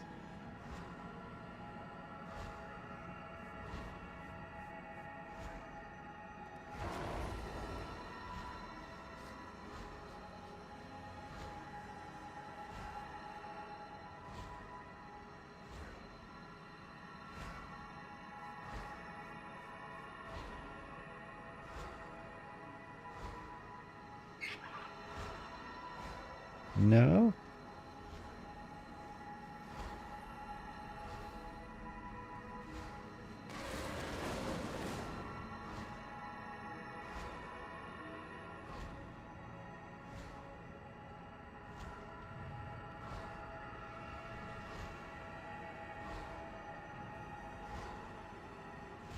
Pretty please.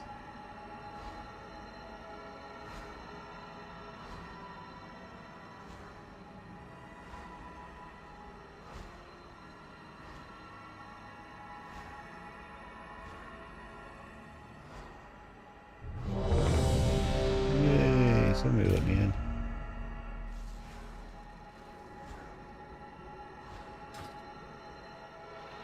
I promise you prosperity. Magnificent contributions, my acolytes. Revel in this divinely abundant boon. Your deeds glorify me. You shall be benevolently rewarded in abundant kind. Your deeds glorify me. You shall be benevolently rewarded in abundant kind. Your deeds glorify me. You shall be benevolently rewarded in abundant kind.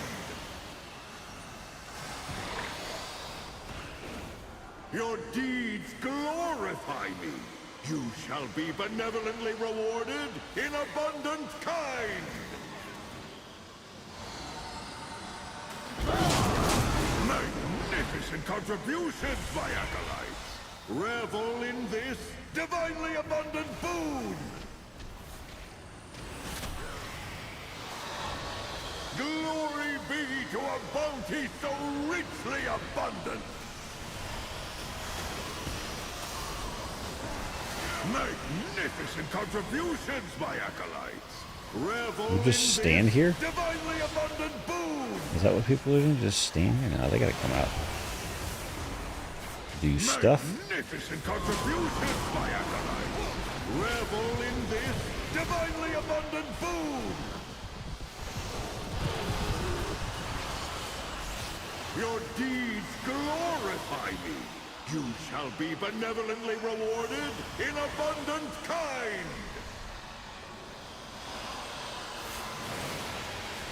Magnificent contributions, my acolytes.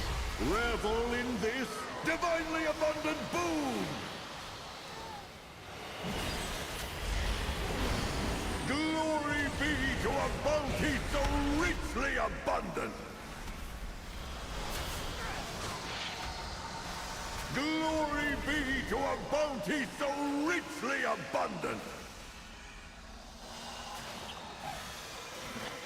Magnificent contributions, my acolytes. Revel in this divinely abundant boon.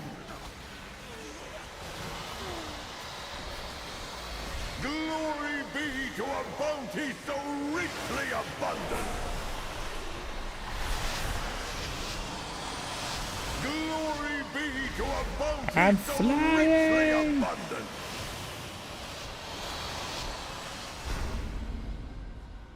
That should be way over 20k. Should see him at a crown. Hey, the Lord of Abundance gains a crown. The Loa of Abundance, never mind.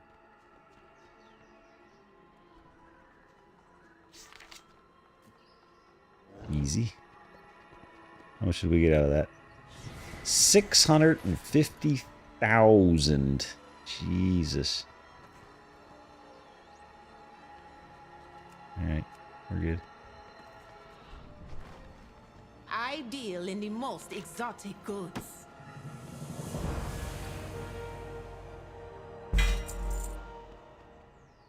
We get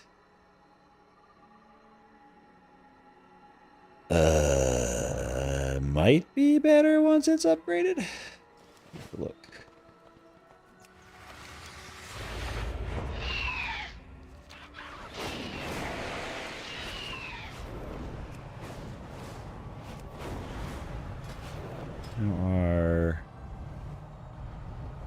So let's get the copper key shards too. Nice.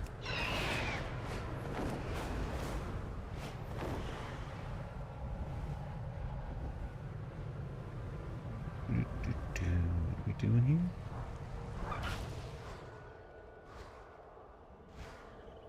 Oh, we're getting these plants, that's right.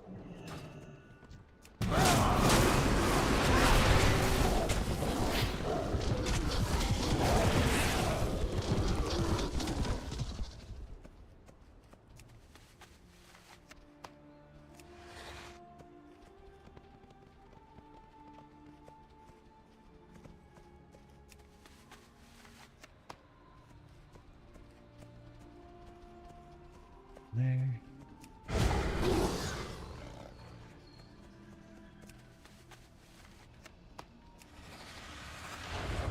That guy. And then this and a world quest here. Arcana and Fusers. Okay.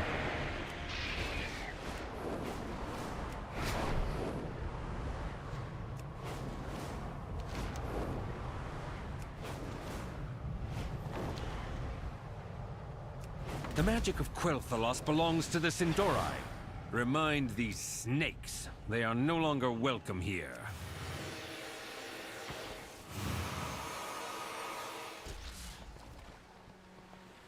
The snakes are not welcome. I'm reminding you.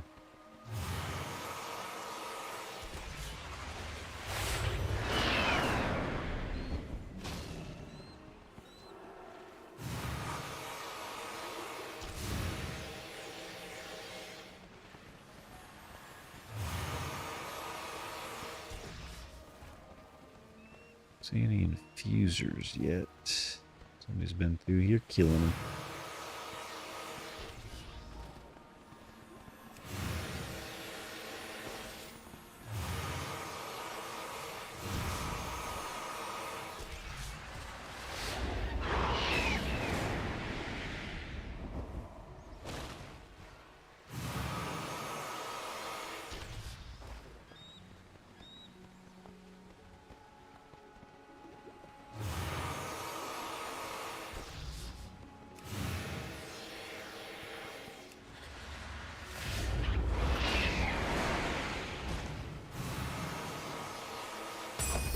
Pathetic. Scrounging for the scraps of their betters. How far they have fallen. I need infusers, infusers. Ooh, rare's here. We'll kill the rare.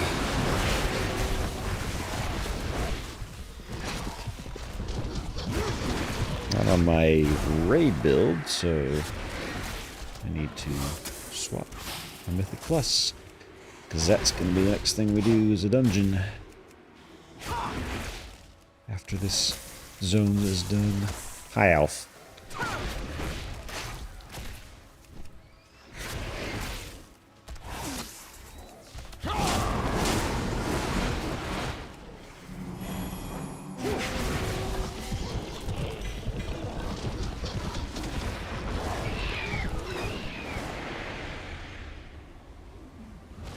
User.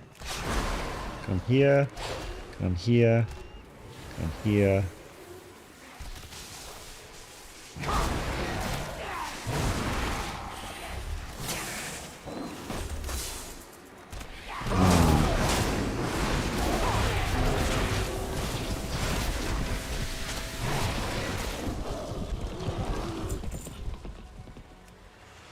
One more infuser.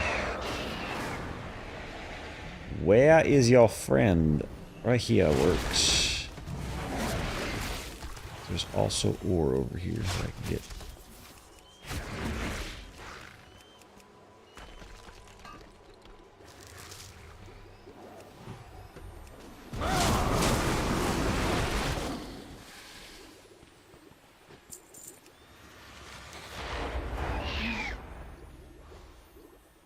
That's an easy one too.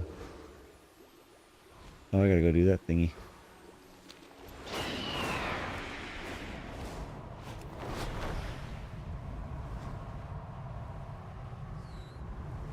See what the sommeliers have from my collection. Take extra care. This is no trivial matter.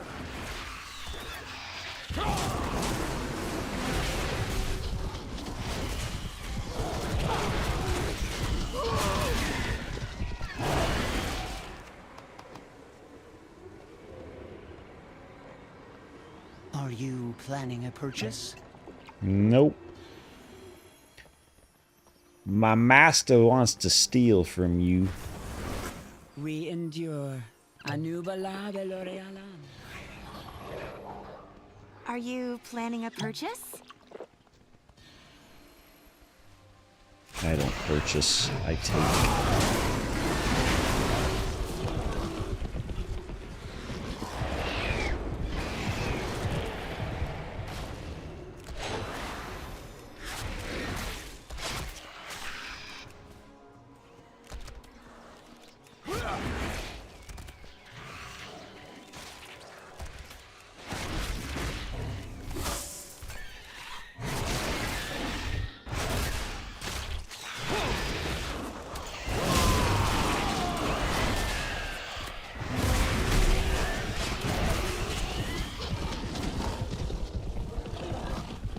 Uno más.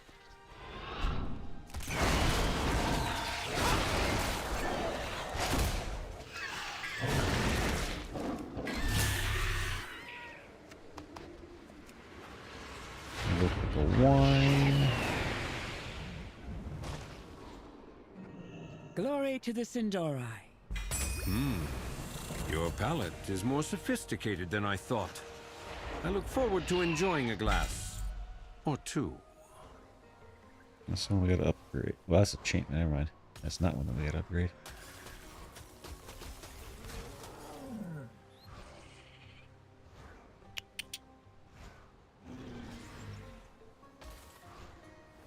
Damage increased by 30% per additional enemy up to 150% when I use this thing.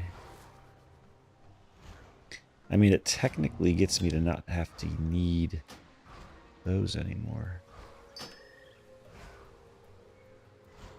Right?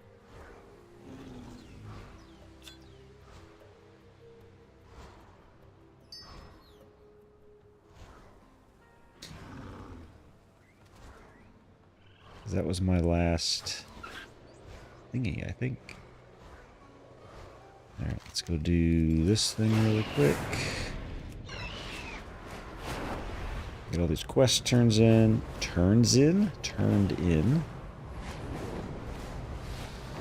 Missed it. Oh my god. Oh my god. Thank you.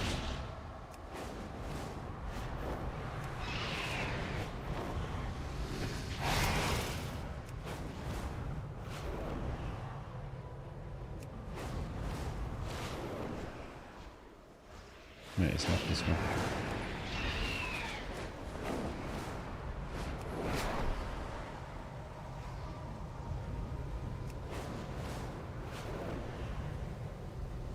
It is this one. Nobody's here.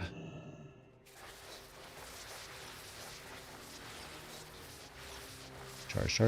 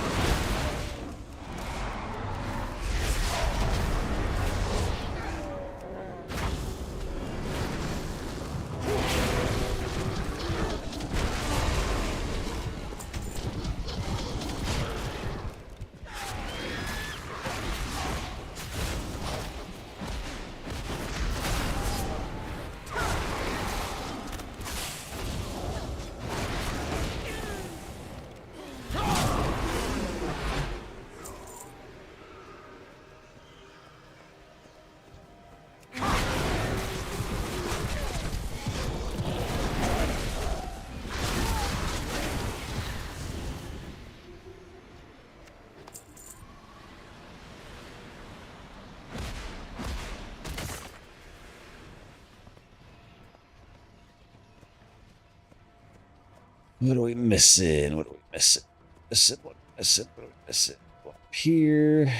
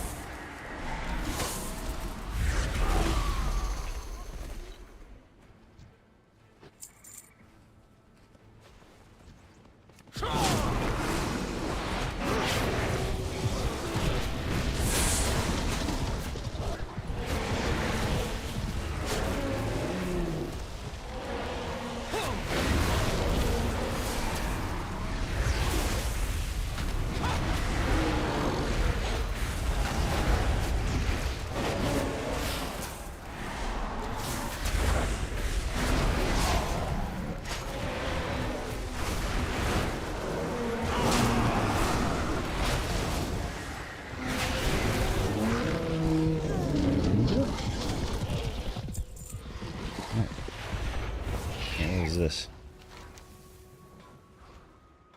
Oh, that's the instance one. Never mind. Oh, I'm an idiot. I should have been doing my prey hunts while I was in here. Oh well. No rush. Plenty of time to do them.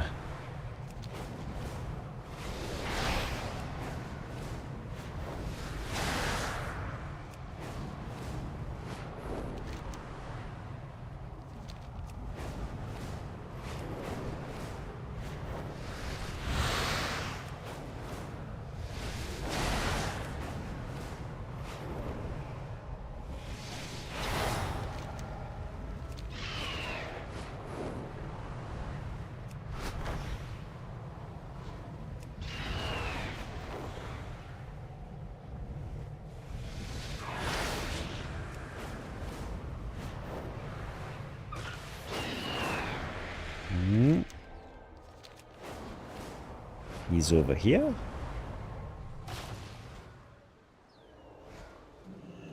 We endure.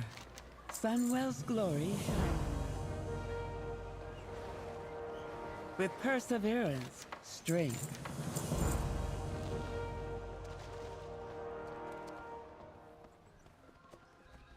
Oh, look, he's over here. 3. I must be turned around. Senua Minore. A toast to our traders, masters of discretion, and defenders of Eversong. Anu Belor Delana. Okay, let's go back to town really quick. I need to use the restroom and let the boy out.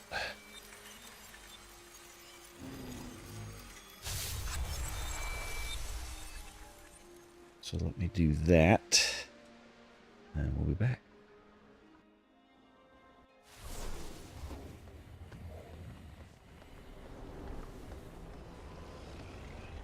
All right. Oh, Taco's here.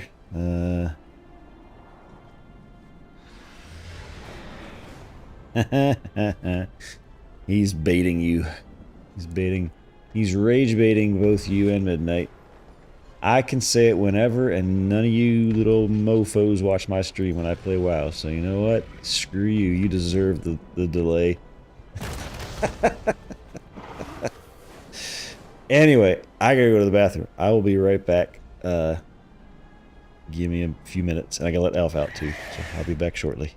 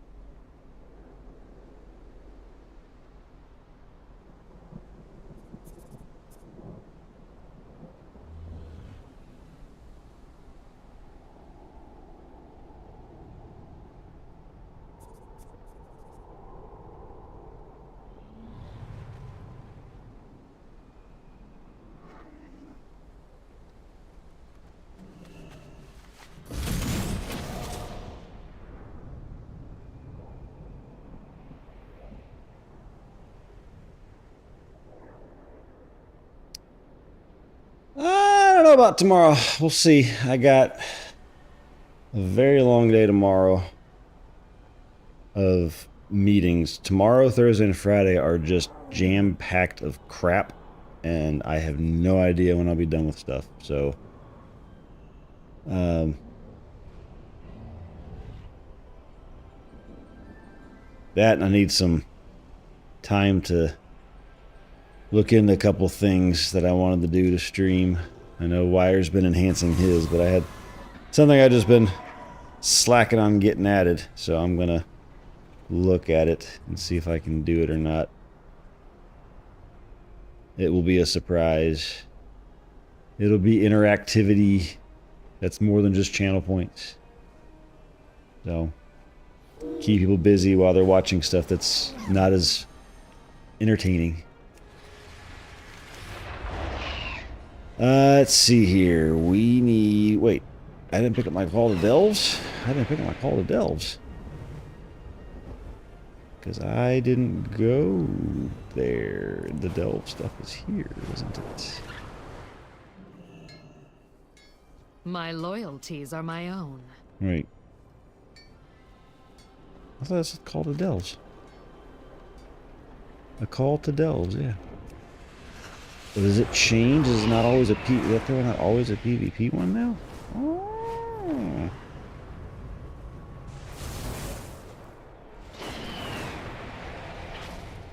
Used to always be a PvP one, but I guess they've changed. For Dalaran.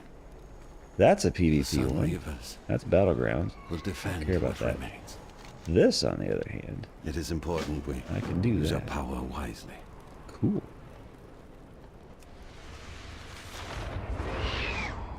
They made it better. Alright, so we got a queue for the Blinding Veil. Specific dungeon. It's unfortunately not a heroic. That sucks butt. Oh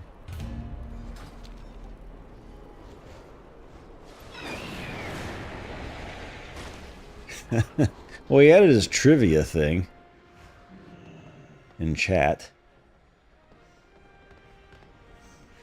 Honored to meet It's a very racist trivia, though.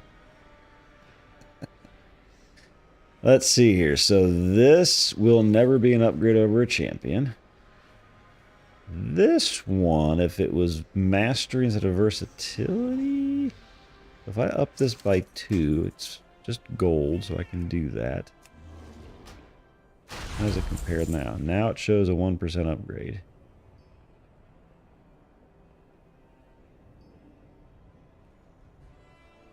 Okay. We'll definitely swap those out. May you find what you seek. And then finger. No. Trinket. This was the question mark one. Unleash a burst of hungering gloom, dealing 81,000 shadow damage split between nearby enemies and absorbing up to 50% of incoming damage until an equal amount of damage has been prevented. Huh. The other one the one I had was secondary step by 187 potentially. Yeah, I like that one better. Okay. So that's an upgrade. What do I have left then?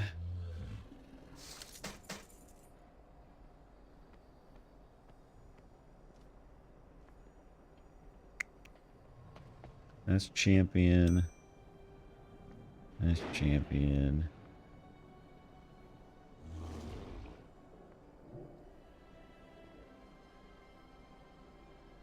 Champion, hero.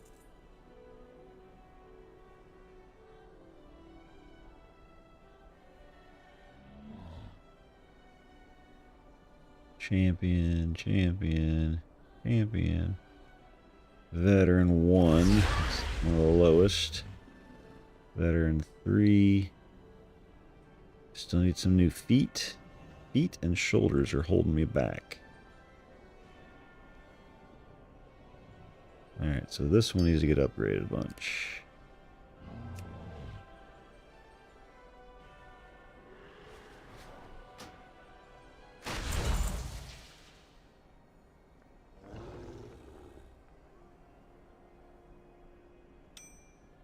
That needs to go up one. Okay. Save the rest of these for hopefully these getting at least to veteran here today. And then everything else.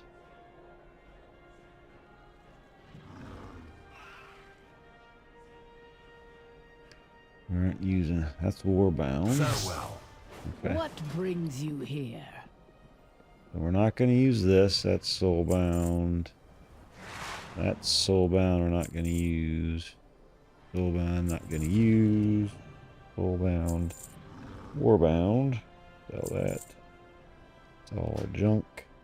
Gotta go outside for 30 seconds without to let them pee really quick, and my eyes already itch. I hate pollen. Ugh. Until next time. So rude, pollen. I gotta do my these guys. The eternal sun guides us.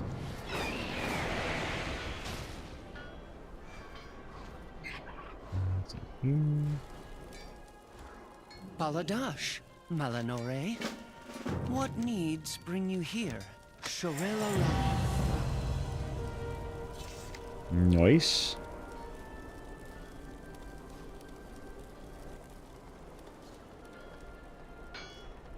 Another achievement.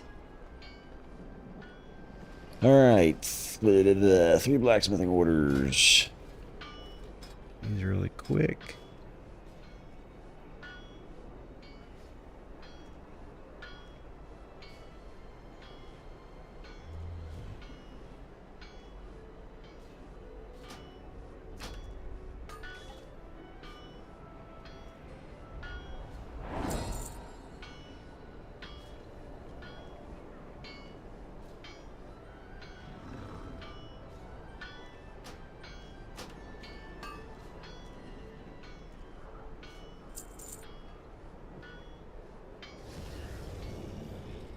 First craft too. Nice. Take it.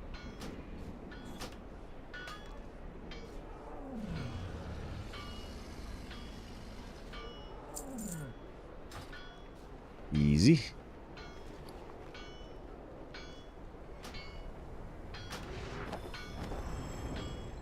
Okay, now that should have put my house at level. Yes, now I can open 6. Good. I was 1 away earlier, and now I'm not.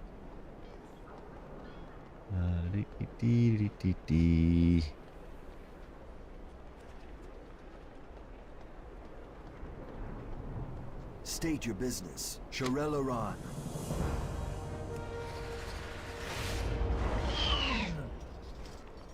That. This. Got any more?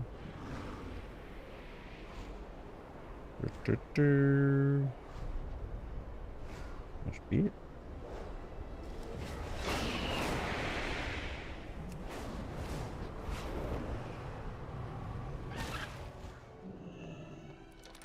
Sinu Amanore.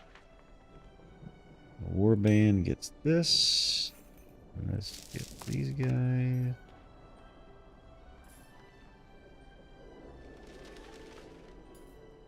Adiel Shala. This is done, right? Alright, so we are at the max we're going to get on there, so these are all going to be worthless to me.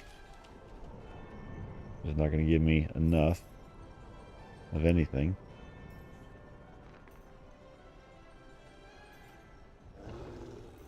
And then these I can get leveled up.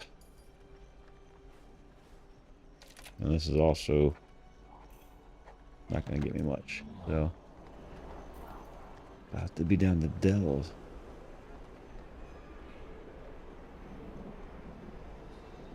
Is it lurk bait? You're talking about what I'm considering?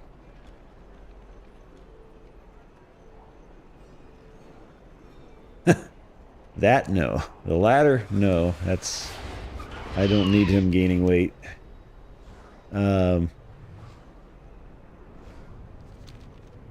It's something.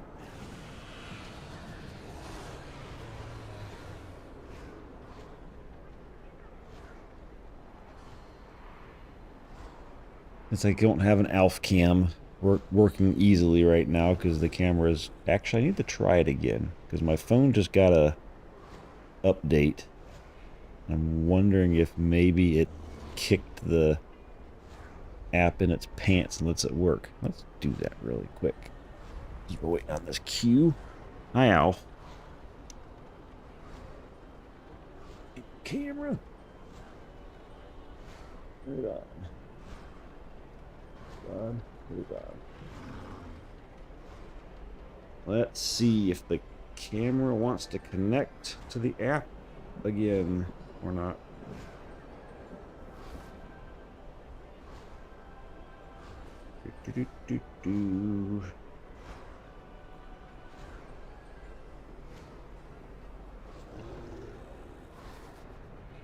I think you'll like it though, Paco, if it worked.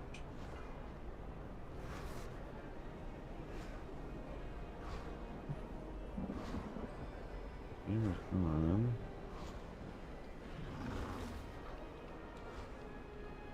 It's not even finding the camera anymore. It's gone from bad to worse. Get off on.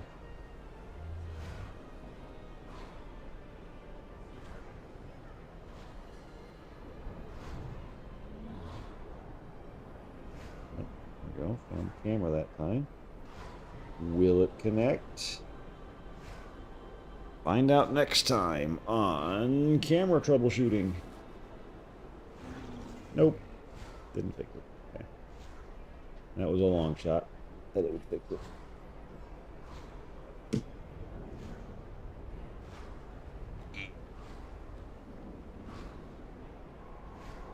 It's okay out. Just push the camera.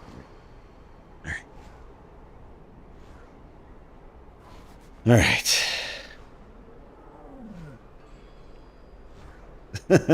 The fee 2 was to me. It wouldn't be dog treats if that was the case.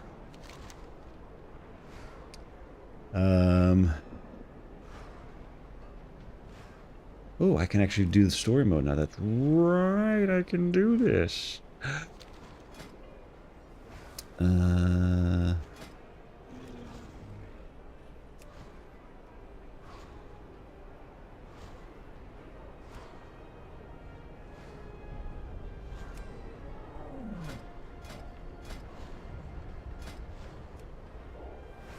Follower dungeons? This is dungeons.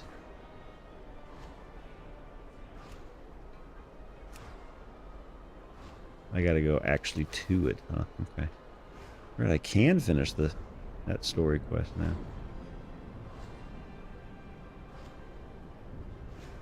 Anyway, so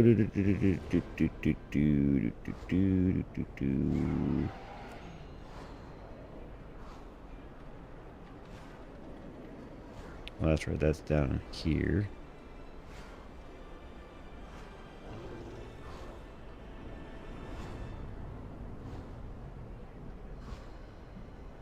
Alright, let's... Phone, please get out of the app, thank you.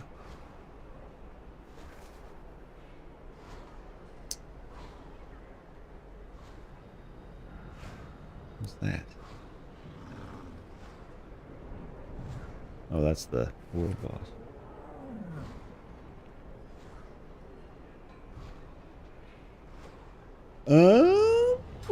Let's go get our normal praise. So it doesn't slow us down.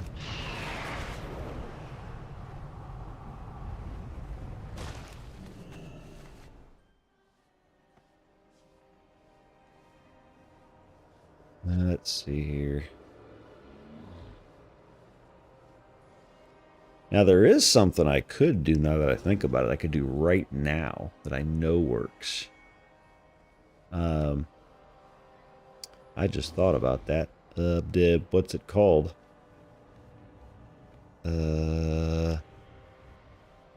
That's not what it's called, but it'll get me there, I think. Yeah, there we go.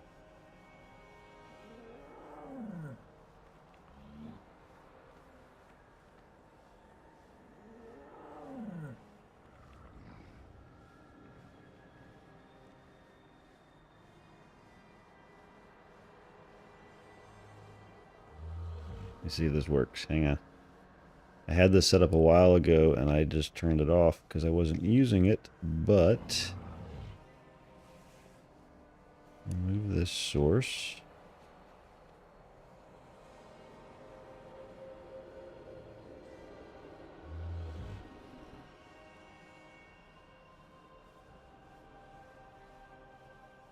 What's this thing doing? What? Oh, well, you're... Grr. Which, got it. Okay. Authorize. Why are you not authorized still?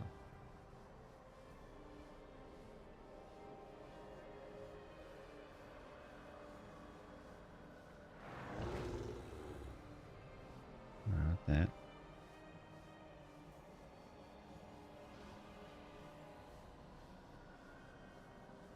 Do do do do do do do do do do do.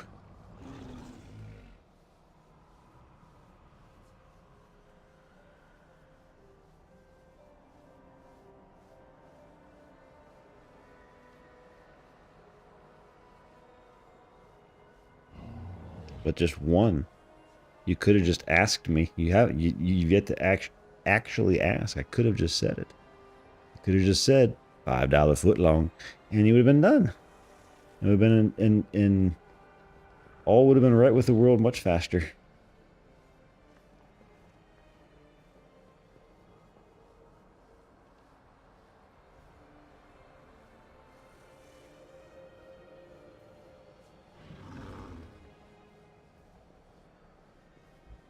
Oh God.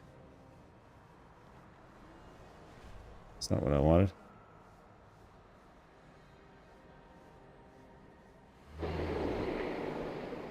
Where is it? Where are the dang...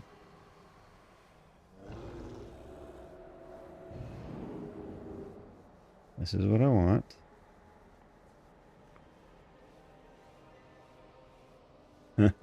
I mean, I could... no, he's not in Discord. I couldn't just make him hear it. Why doesn't this work anymore?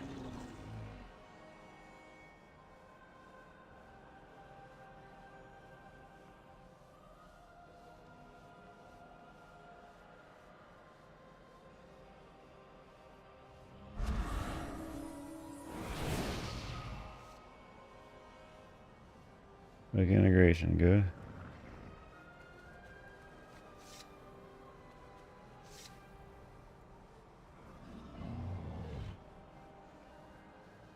Yeah, but how? This isn't working.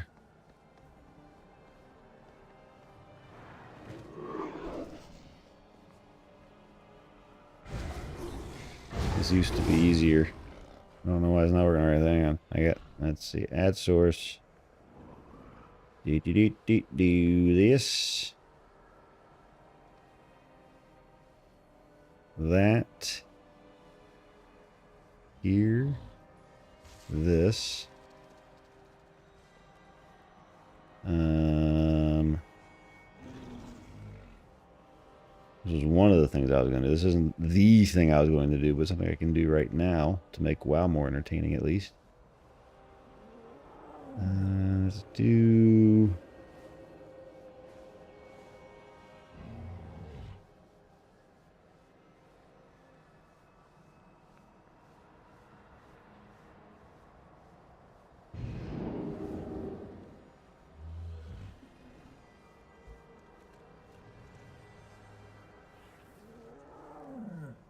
Why are you playing music here? Mute. There we go. I can't see that. It's too small in OBS.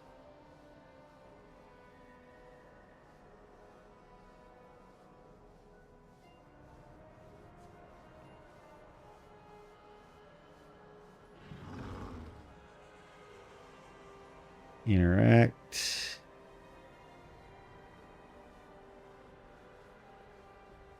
Oh, that's right, because I actually have to... There we go.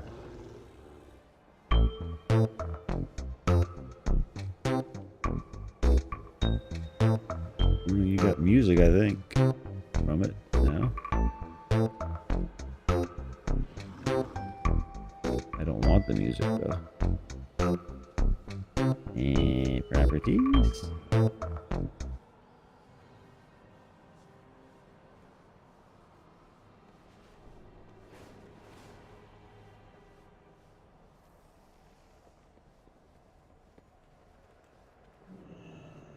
Moot.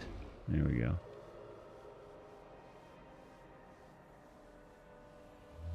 And then, oop. We do this.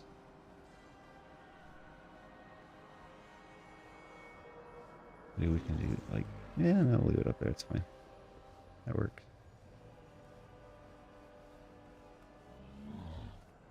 I don't know why it's not loading now. Why is stuff such a pain in the butt to set up anymore these days?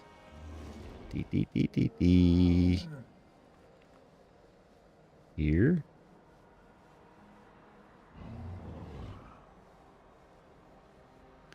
I'll have to add it to my BRB screen as well, because everybody will want it there. No!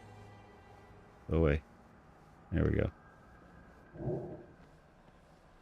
Alright, you'll have to tell me if it is big enough.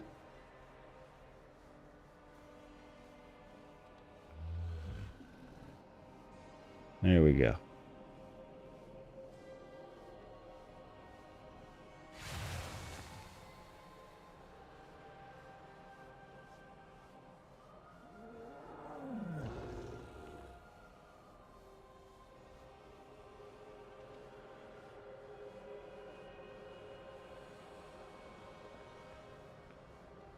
I think you just type it in chat now, and it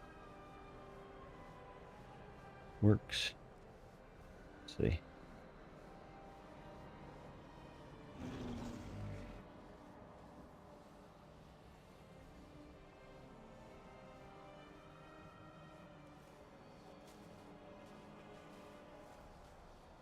What am I looking for?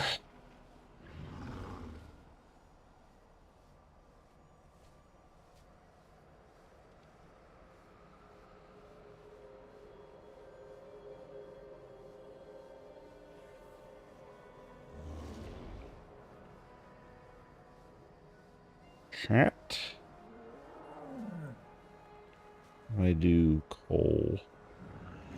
Enter. Hey, it worked. Okay, good.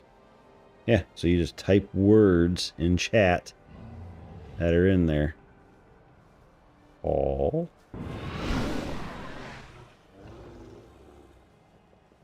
Cool. I'm gonna be the leader here. Oh, this is... Cool was not one of the words it wanted, huh?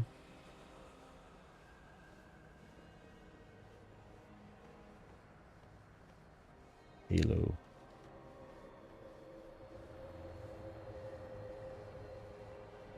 There. Now there's entertainment. While I wow.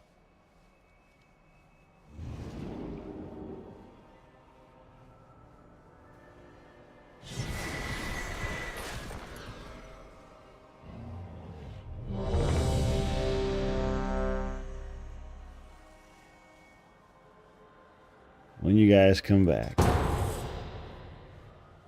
I can start a new game.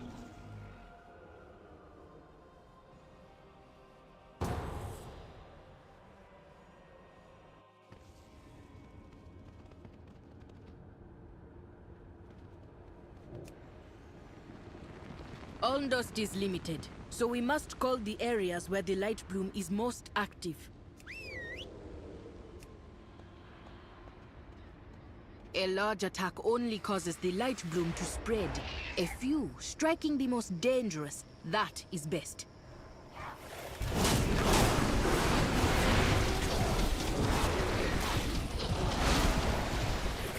I'm in my wrong spec again. God dang it. Rating spec. A dungeon spec. Balls.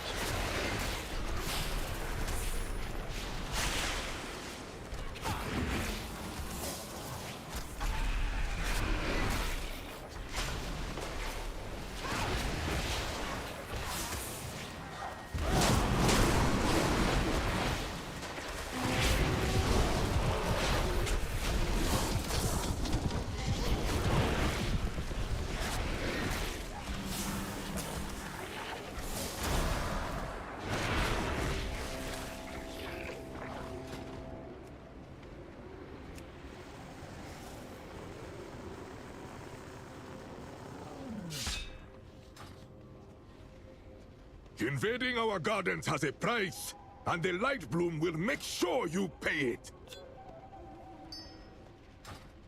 So this is where Ruria has hidden himself.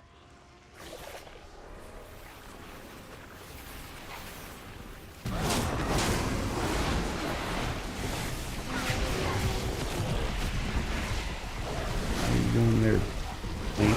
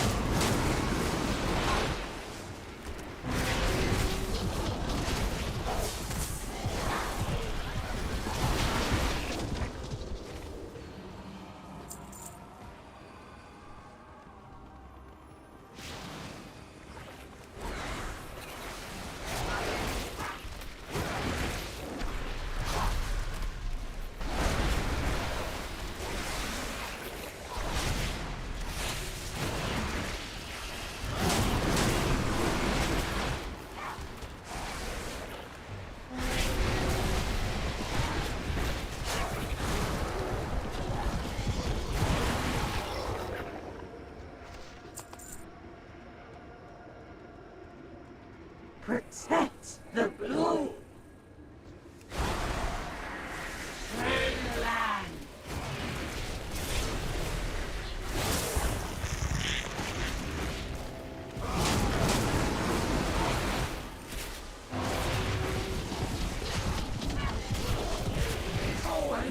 This is so much better than the frickin'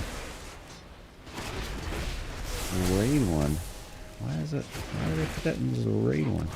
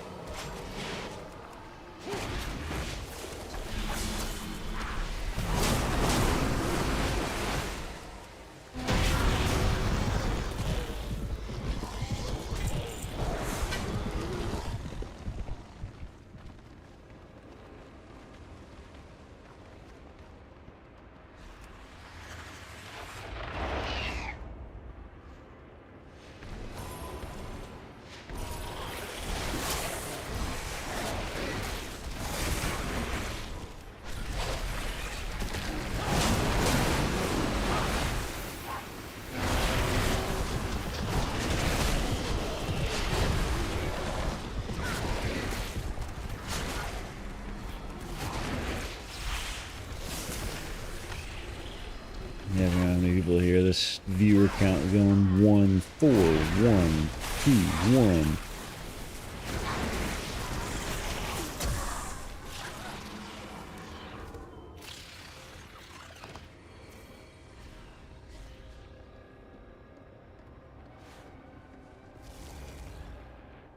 Oh my god, let me in.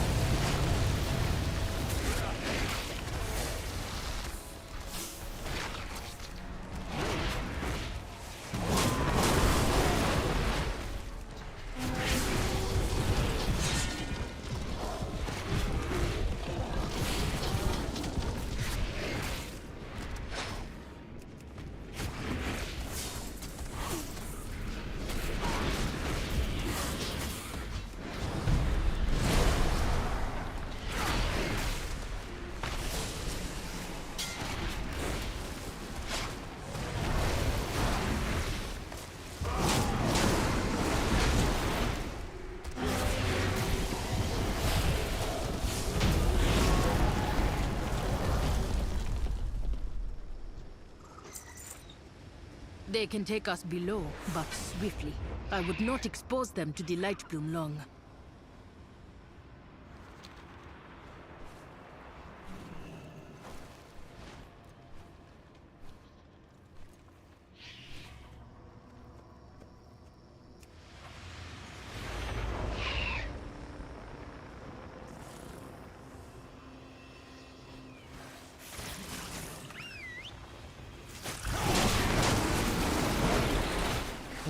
Pet game, why do you do that? Leave the ones out that I had out.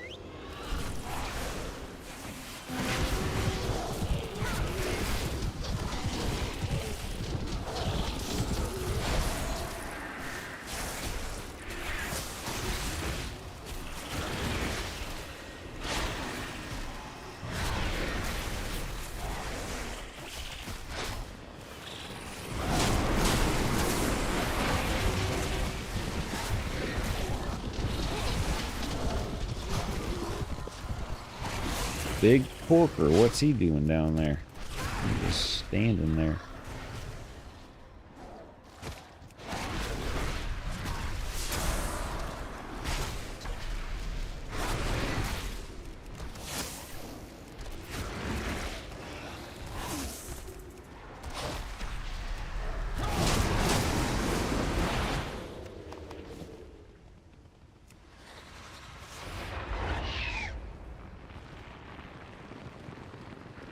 With the light bloom, I can restore the Haranir to what we must be. But you stand in my way. I will block the root ways. He will not escape again.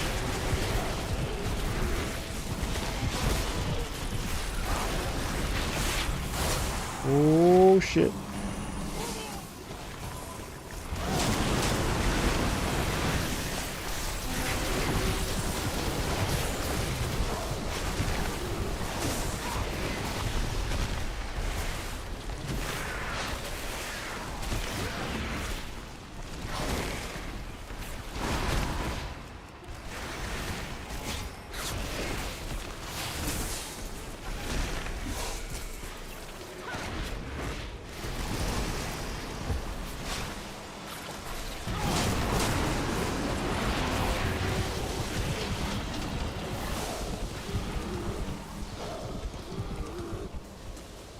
Behold my power! Burn for me!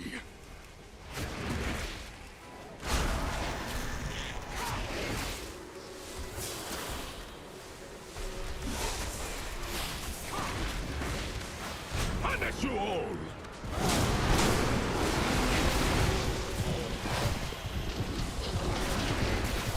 Light strike!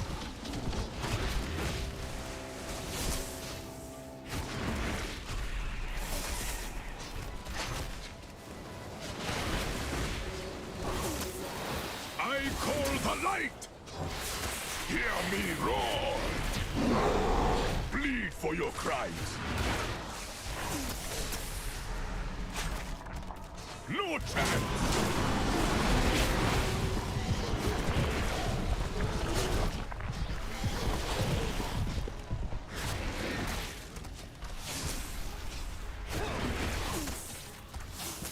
You bleed!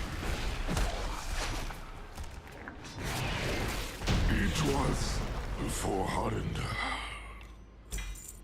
His faith in the goddess has become hatred. Is this what Lightbloom does?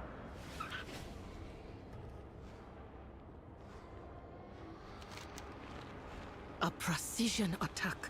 I should have called for everyone.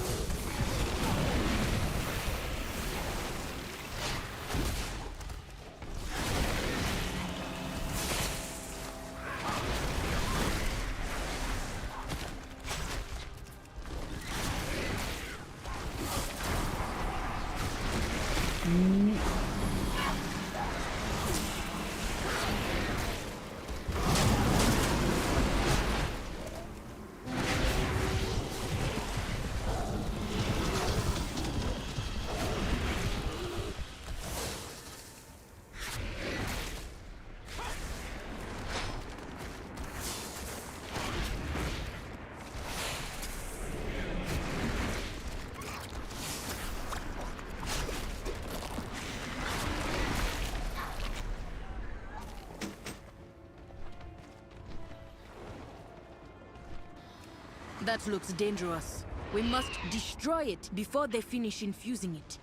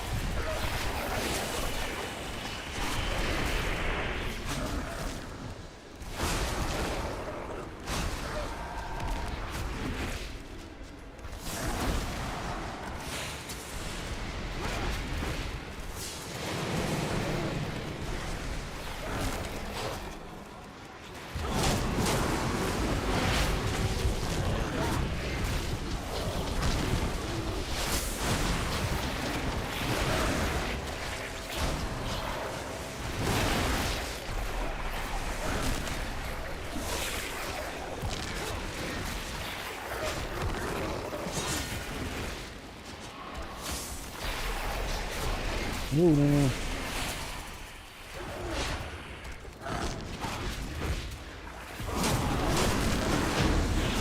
The light bloom is persistent.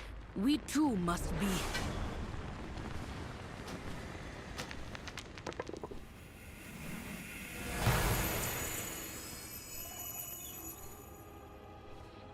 Alright, maybe done.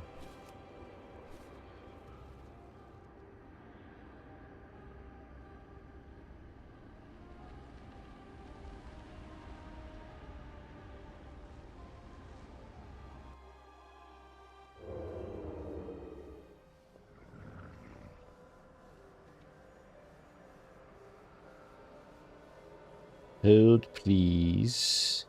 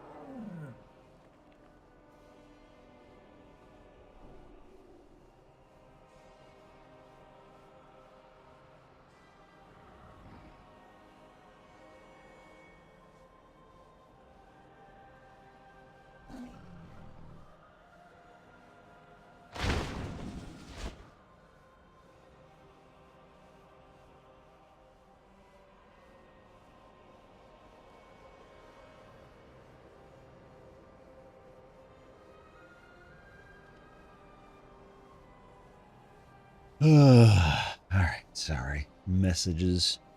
People. Annoying. Listen, go now and hunt, but be careful, lest you become prey yourself. Alright, so let's do a nightmare hunt here.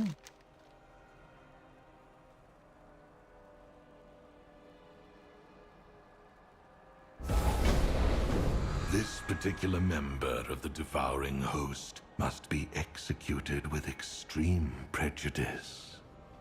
Extreme prejudice.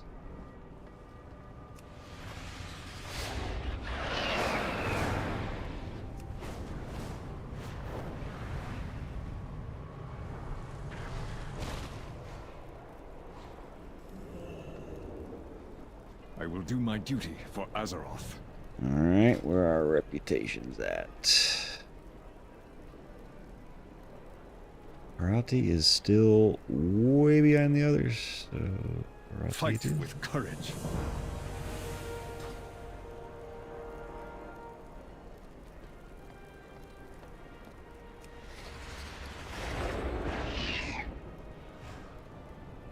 Soulbound, I'm gonna sell that one.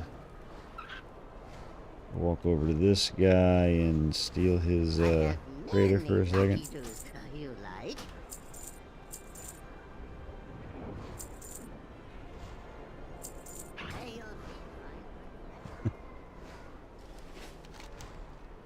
Alright, so now we go over her. Did it move? It moved, didn't it? Okay. Forget what all things are there in the abundance stuff.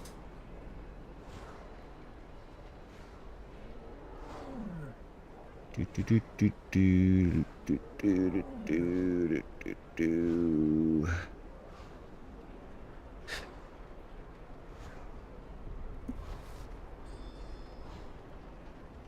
Abundance.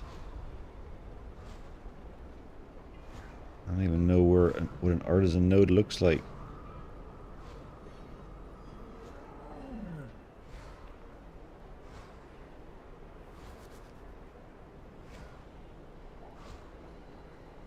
No, we can go do that one.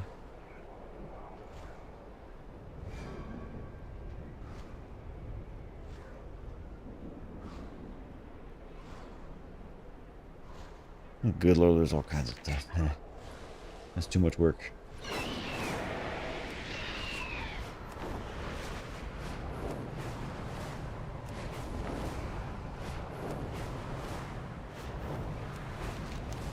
Let us start with this.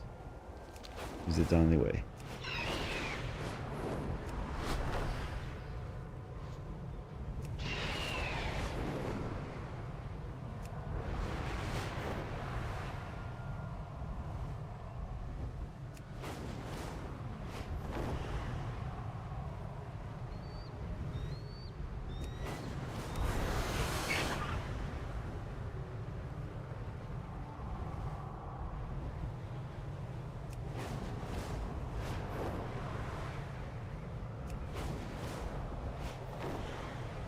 Do not end them yet.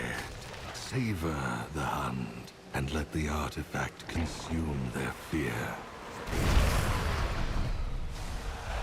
Ooh, boy. Really? It's so bad. Slow that is.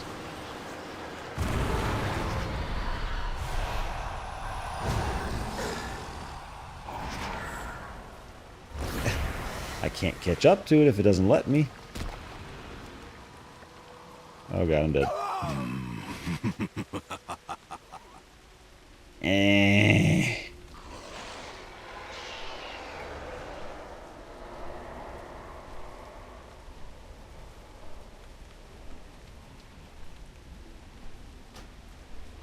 Well, at least I hadn't gotten any hunt progress yet, so it doesn't matter.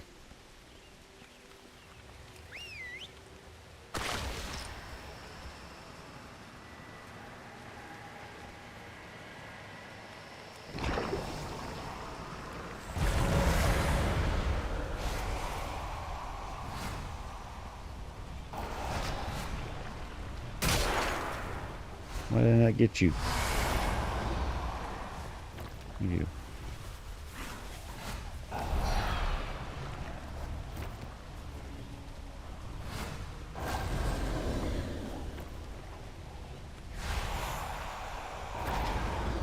Yeah, you put it behind me, you dick.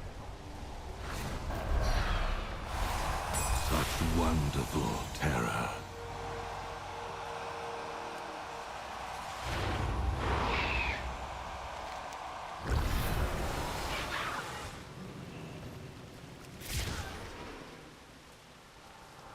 Enough of that. Drain their anguish.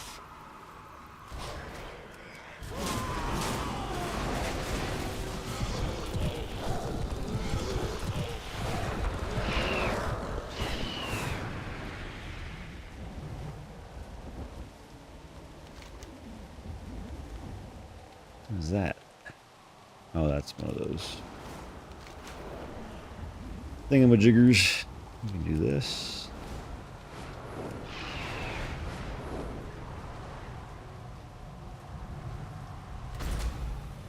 Ain't nobody here to do it.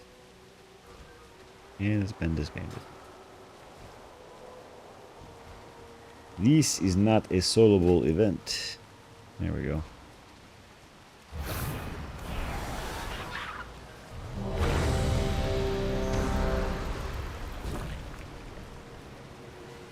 Hello? You. Jesus.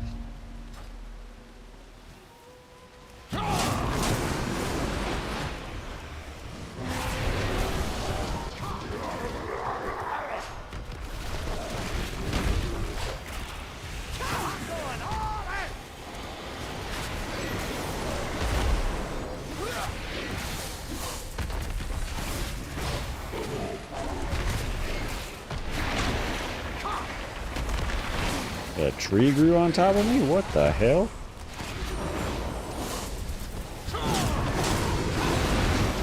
He's going to cut the tree. He's going to throw the tree at somebody? 3.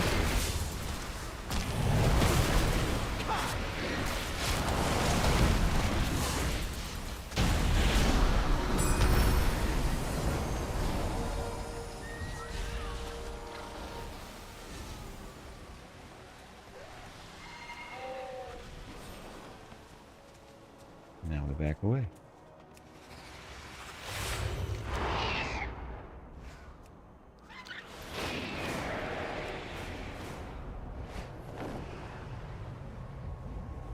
Lumpy fish guts. Children of fire seek fresh food. Swim, dive, hunt. Find us many fish to feast upon.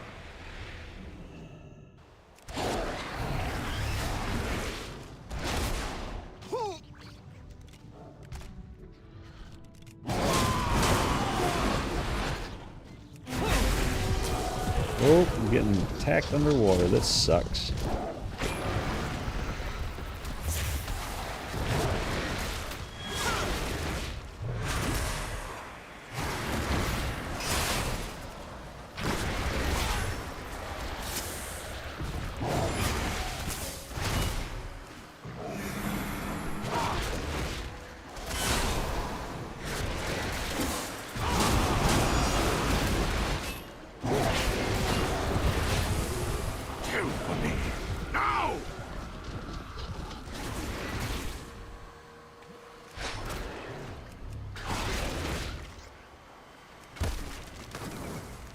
Can't make one of those underwater. Okay, good to know.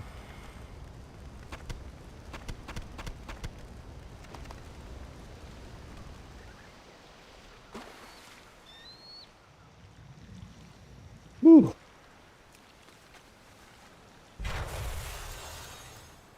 Use that.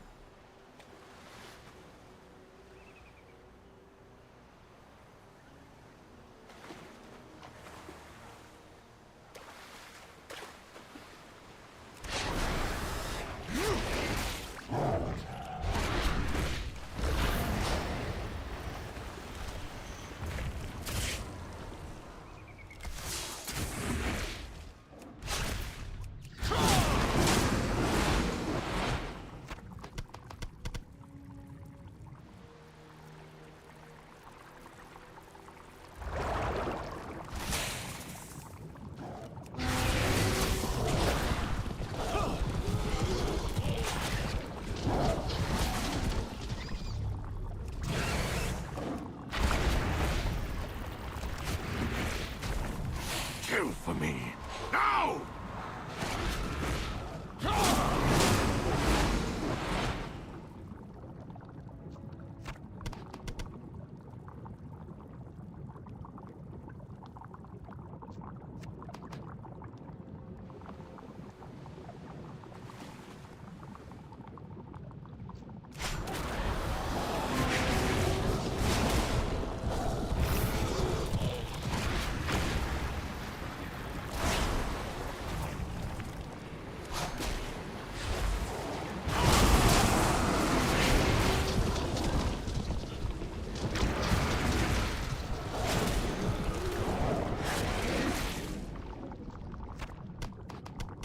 Children of fire are satisfied.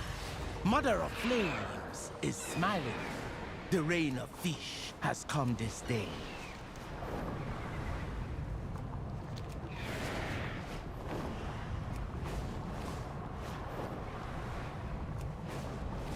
Our beasts favor bloodthirsty insects from the leech bog. Help us gather more for the hunt.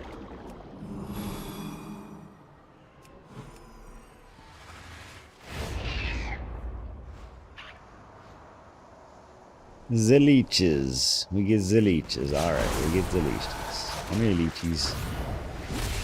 Drain their anguish.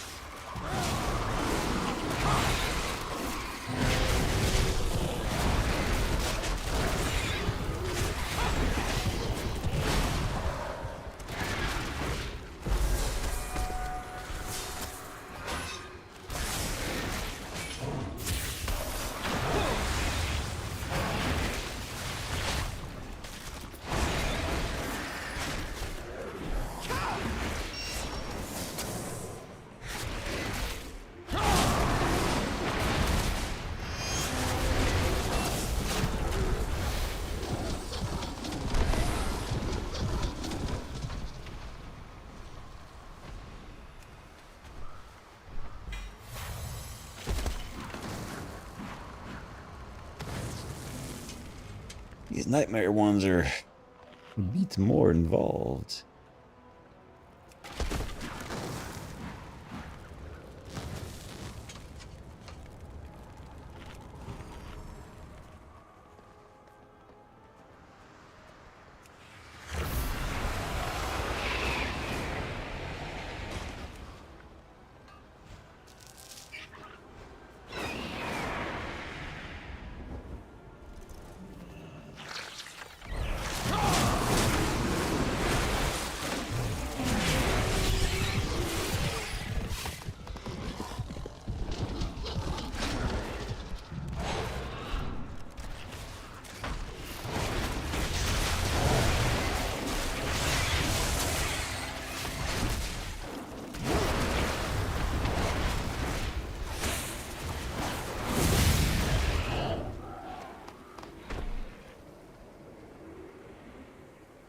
What? I don't meet the requirements. What? Weird. I did it get outside of the zone or the... It did.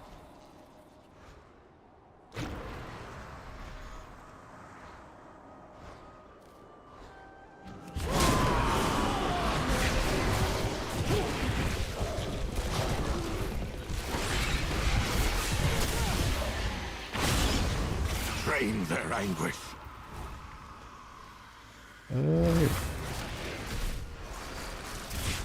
Whew.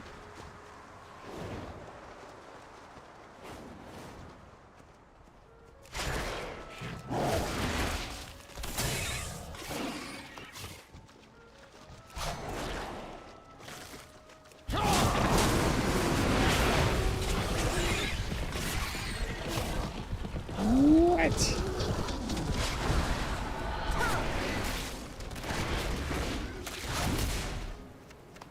Many thanks, Ashura.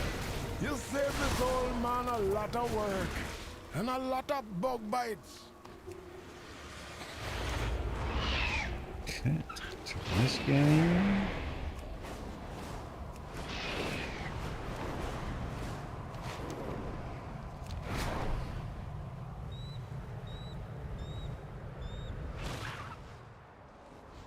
The pleasure is mine, Ashura. For to start. Everything's unlocked. Cool.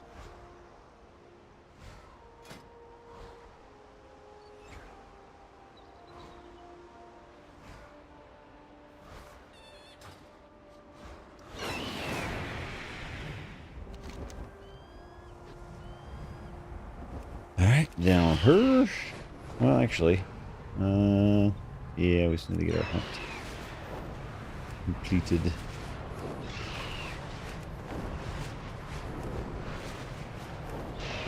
With Akizam back, we reclaim our old traditions. Join us at the temple for our trial of flight.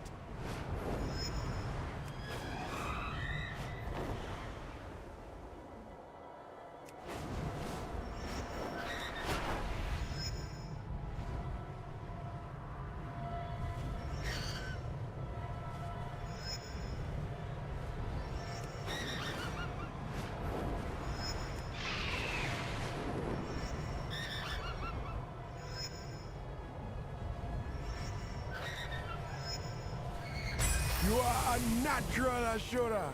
It is a glorious feeling to soar with the eagles, yes? And I couldn't get ambushed because I was flying. Let's get that really quick.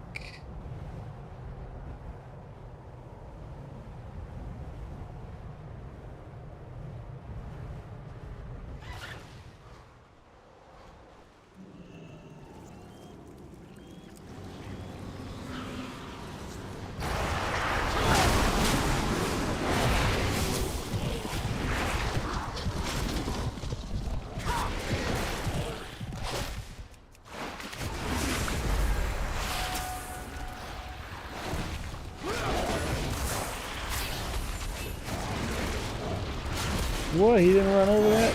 You dick. Get over here. Hit it. There you go.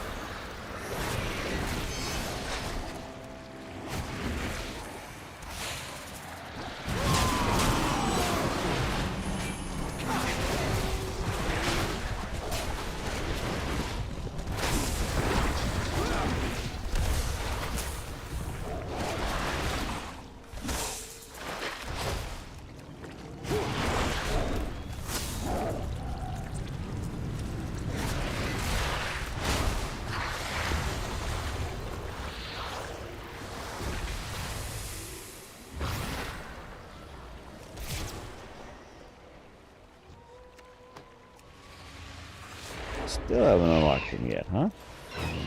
Go ahead. Hurry up.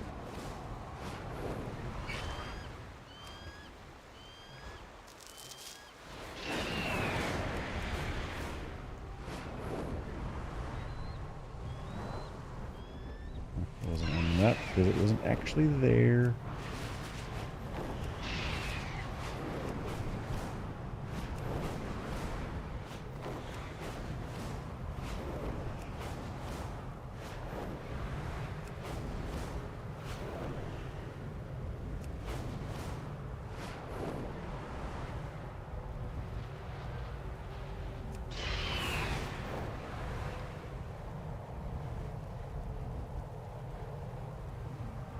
The Twilight's blade will ransacking our villages, taking priceless relics.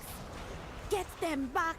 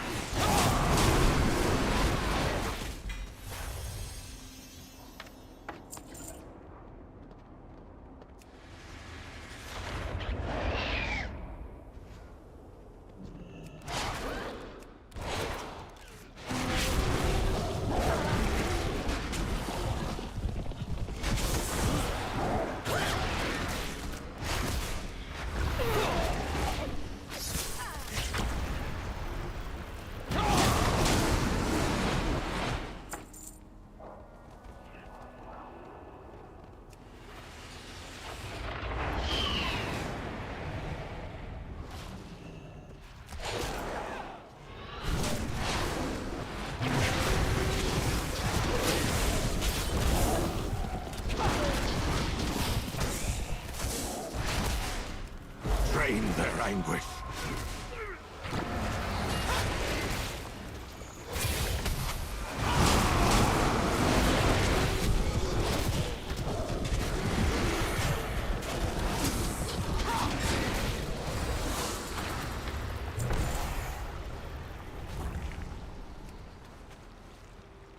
My magic reveals their little hiding spot. Go cover it in blood.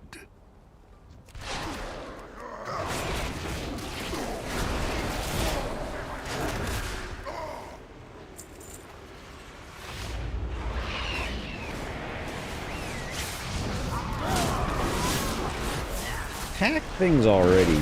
Good lord, they just walk around like idiots.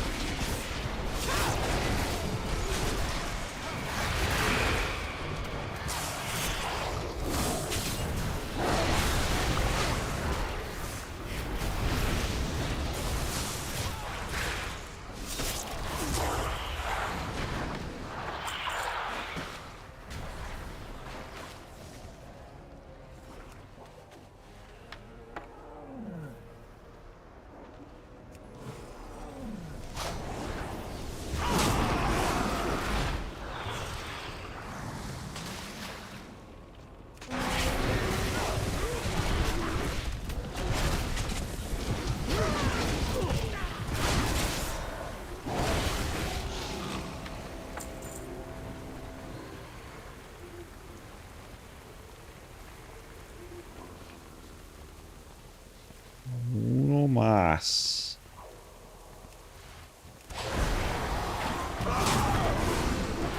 Please have it. Please have it.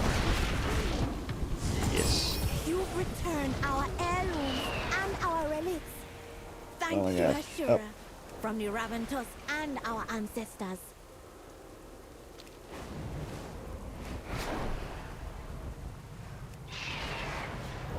We get I'll to pray. treat to a Talaman. The spirits of past invaders have risen up to attack again. Oh, well, let's just do this one. This is a quickie. This is a quickie one, I think. UI broke again. What? Reload UI. What?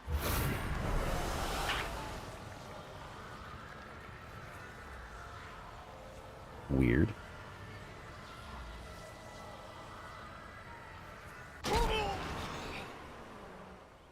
The hell? What did I do? While I was loading my UI? Grr.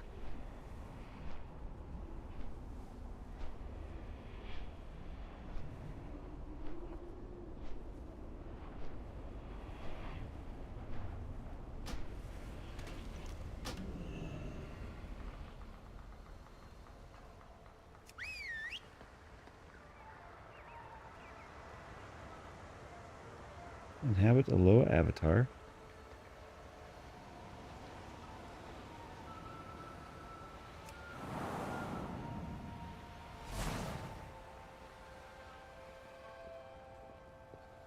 And then we kill things.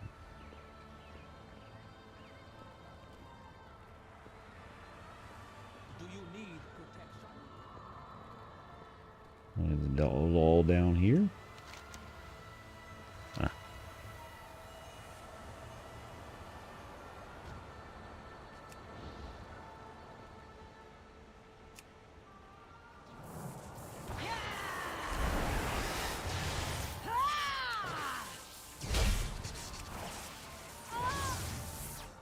This is going to take an age.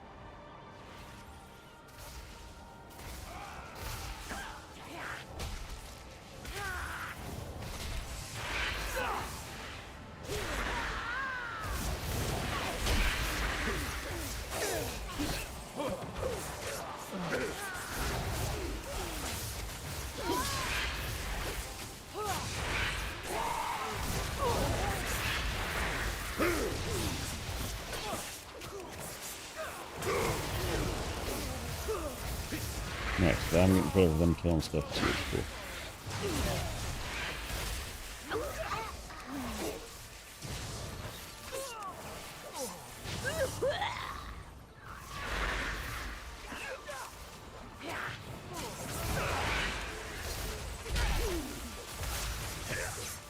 What to do?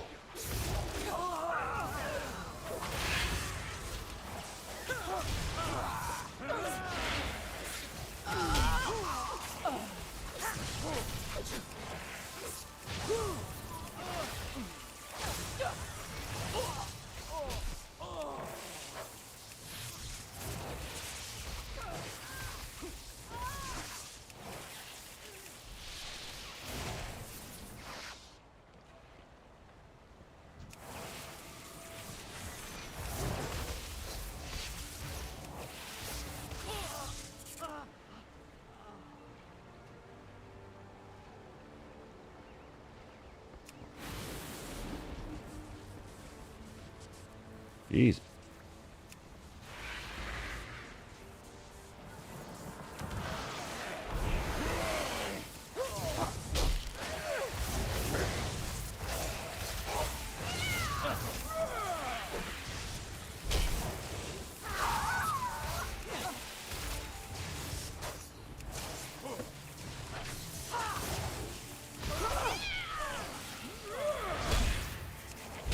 feel like I'm the only one doing any work here.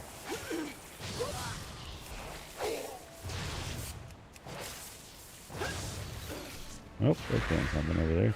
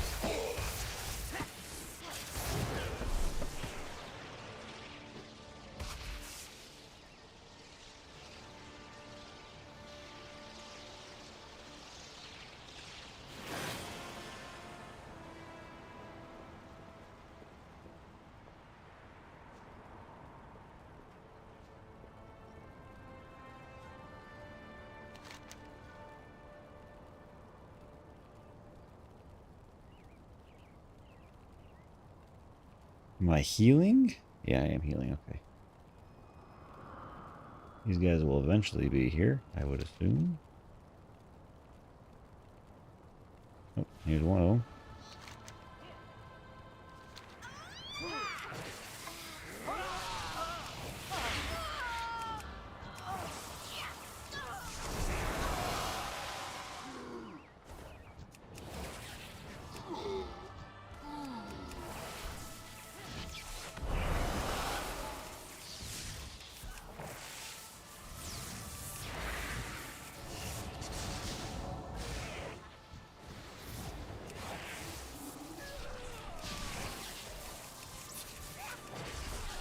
By the ancestors, some memories never truly die.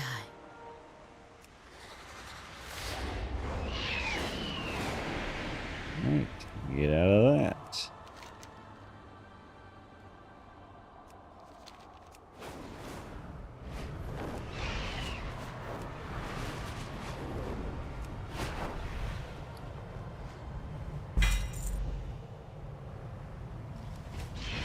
Well, almost 2,000 gold, damn. Not that I need gold, but damn.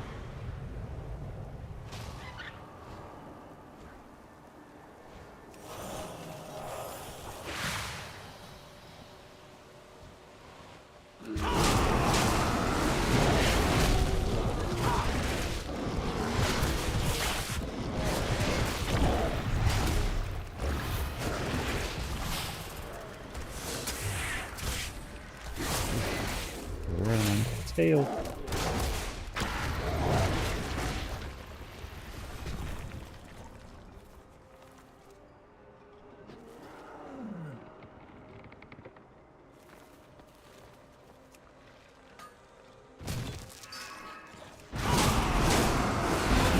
What that guy, what that thing does, or whatever. I feel like I'm missing something on these with that bear spawning.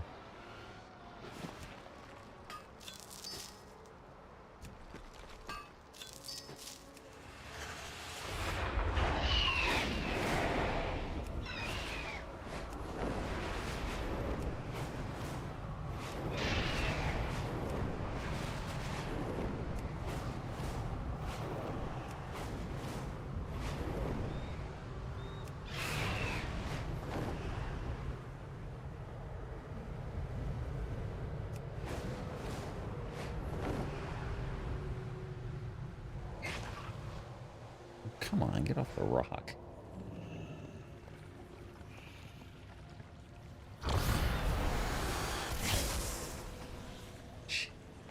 Where did I get here?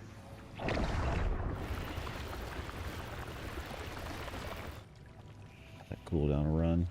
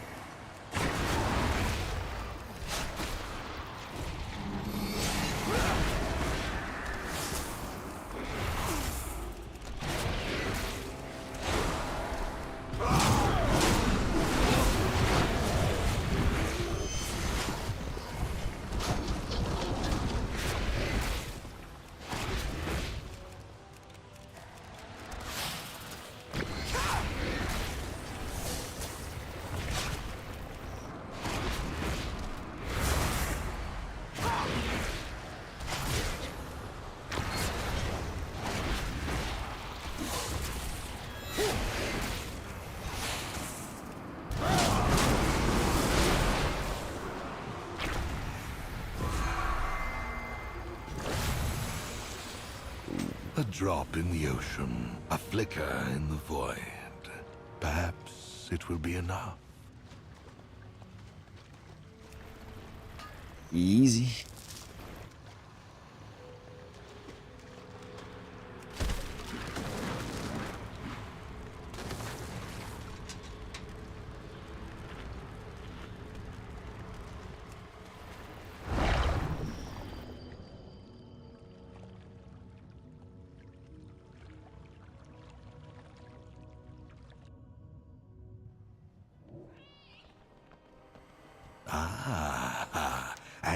Excellent work, champion. You've proven a valuable with only a small touch. We can generate the power needed to repair and sustain the city.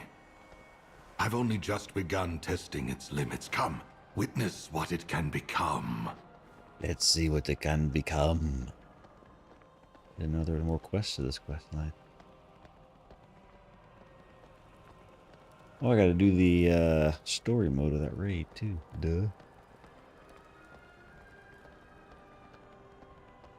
Sinu Amanore.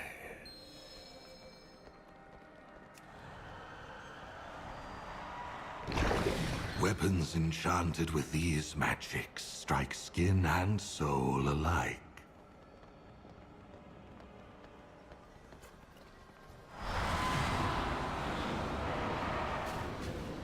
Even our constructs can be improved upon.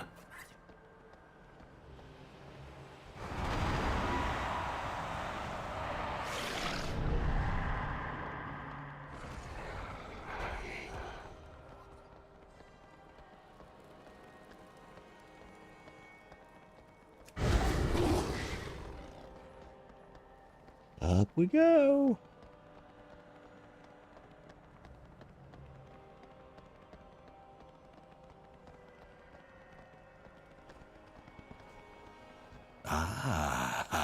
Anguish still. We are at the precipice of a new age of magical discovery. I feel like I've done these seems a already. It's making me do them malleable again.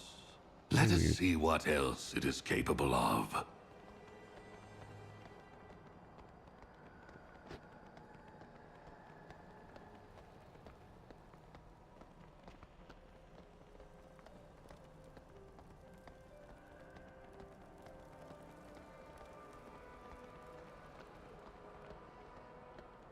Yeah, I've done all these before. I don't know why I'm doing these again.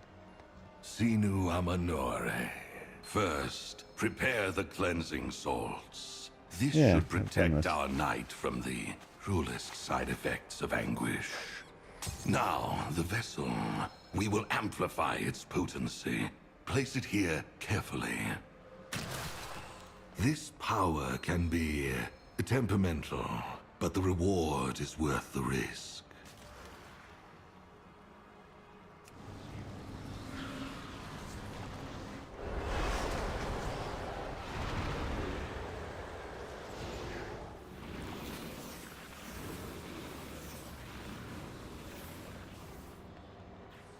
the Void's touch is cleansed.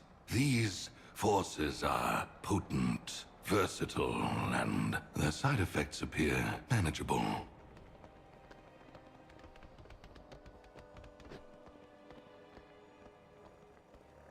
Wrong way.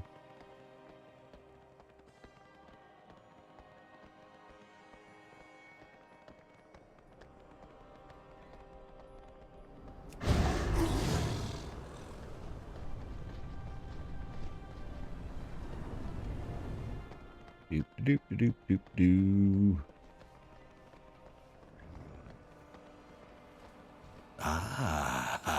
Anguish, the enchantments need refinement, but sacrifices must always be made, and let's see what effects these anguish-wrought trinkets have conjured. I expect a powerful vigor and vitality in those that wear them.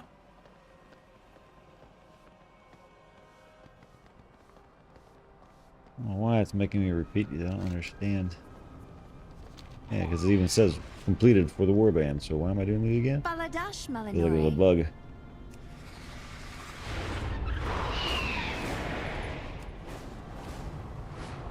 Maybe because I started a second character? We will persevere. Wants me to do them again? That'd be rude.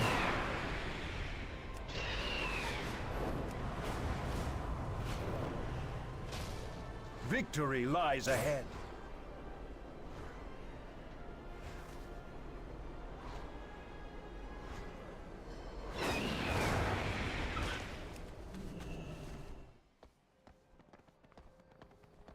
Sinu Amanore. Aggression, a minor side effect. But the power grant just a minor setback.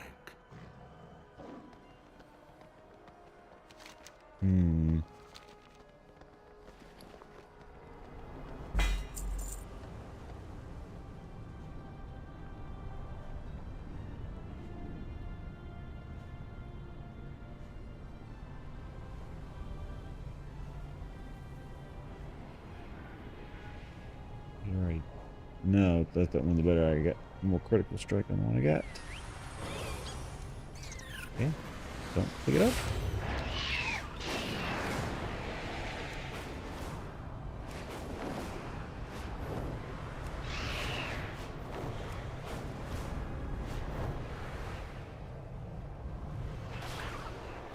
I did these. I remember doing this quest.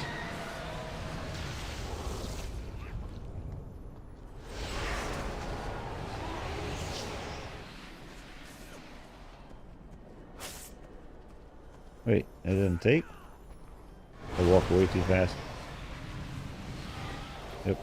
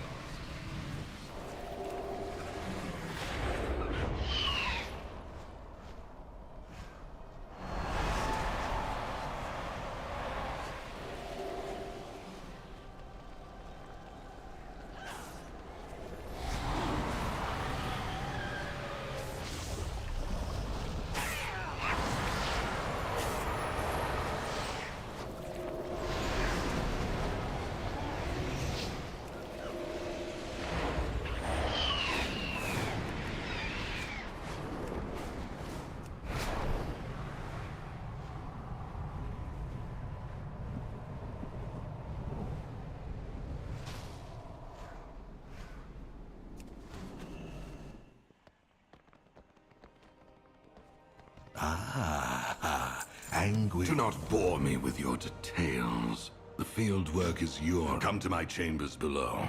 I will relieve you of the burden of hosting so much. Besides, any anguish spilt in the city can be Mr. Alf. recovered all the same. How you doing, Mr. Boyface? Mr. Boyface. Yeah. Yeah, you're just trying to get all up in my... Oh my goodness, you're heavy. Hi. Yeah, is that so? You trying to... Oh, you gonna gag now? You okay? Sinu Amanore. There are those who would look down upon us, champion. Who would turn their noses at the blood we have spilled. You got so up in my grill, you gagged yourself. Weirdo.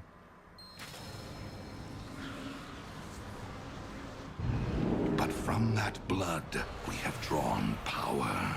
The power to defend our city. The power to annihilate our foes. Just as Silver Moon was not rebuilt in a day, so too will the consequences of our work here unfold over the years to come. They might not be fully felt today or tomorrow. But when they are, all of Azeroth will come to fear the might and determination of the Blood Elves.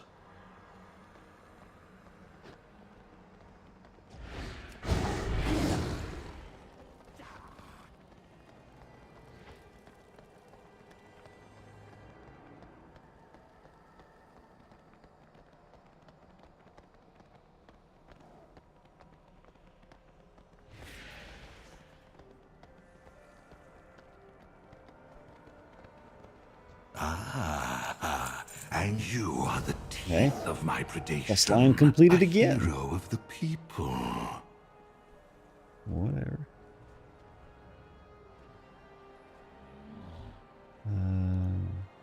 They already know this too. It's like they already know that I've done all of these. Alright, that's Warbound that I can sell. That I can sell.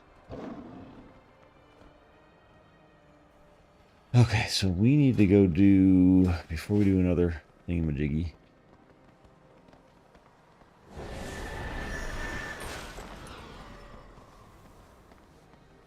Go do this story raid thingy.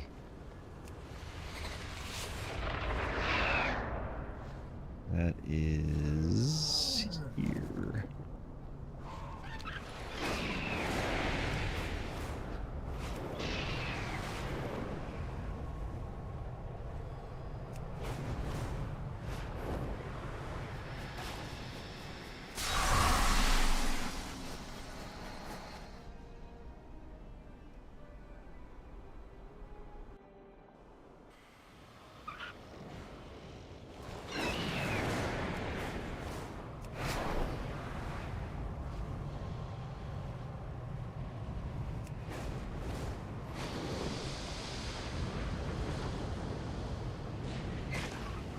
I greet you.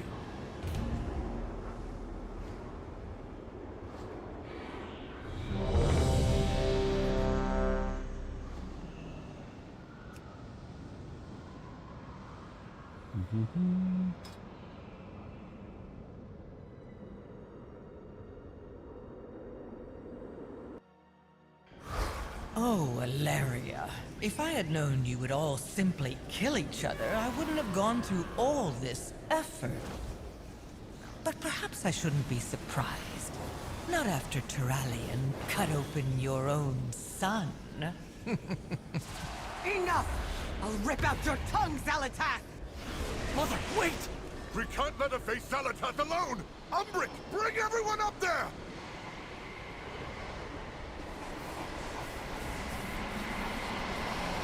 A lot of people. Oh, we do have a 10-man raid, that's true. He's like a molecule exploding.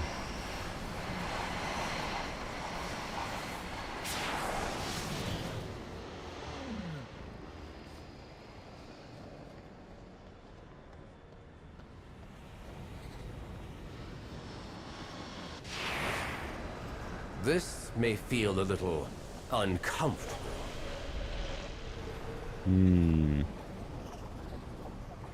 We must make haste. Xalatath is using Alaria's rage and pain to erode her mastery over the void. After what happened with Tiralia and Adarator, I can see how Alaria would struggle to maintain control. I doubt I'd be able to if it were me. Mother! Alaria! How touching. Your family has come to say goodbye.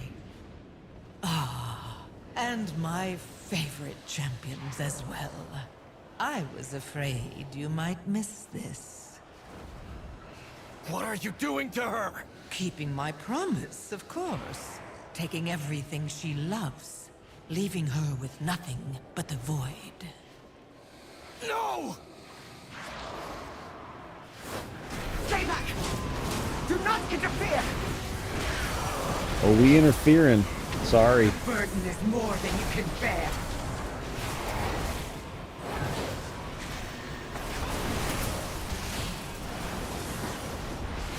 But enough preamble. Let the festivities begin. I don't know what I was supposed to do with that debuff.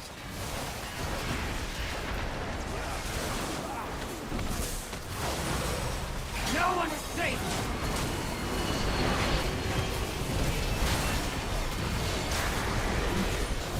I don't know what I'm supposed to do with that.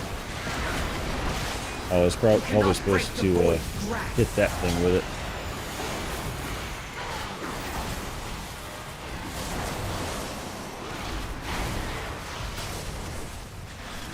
Nope. No one is safe!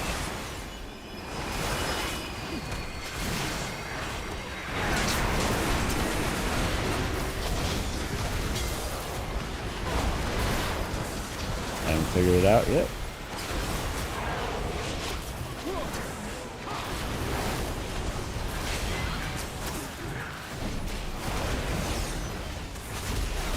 You cannot break the void's grasp! No one is safe! I got both of them on me, the F. Yep, okay, so I gotta get in front of it and get both to hit it. I see. Okay.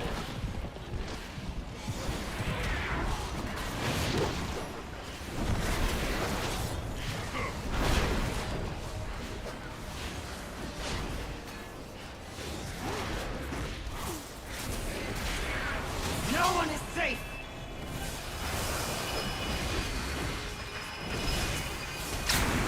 The burden is more than you can bear.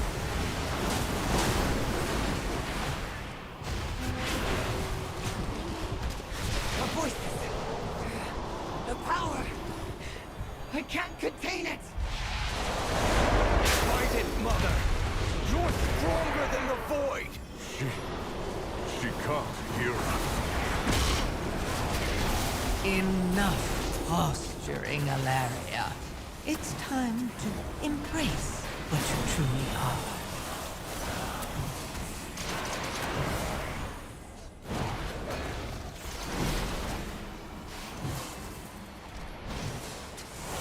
Did we attack with it? No? Doing anything? What are we supposed to be doing? Oh, we're just waiting. Let's see.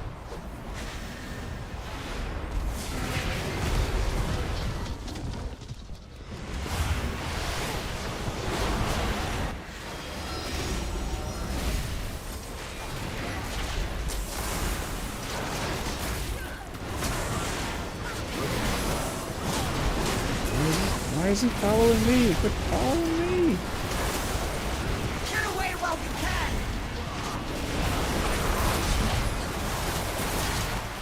I never miss Supposed to stand here? I feel like I'm not supposed to stand there.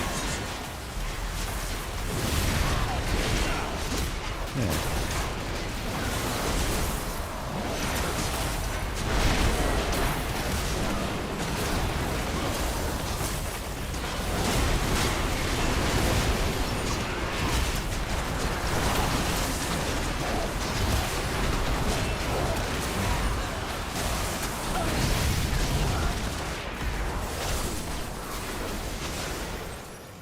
Look out! The ground is breaking apart! Damn you, This is a crazy fight.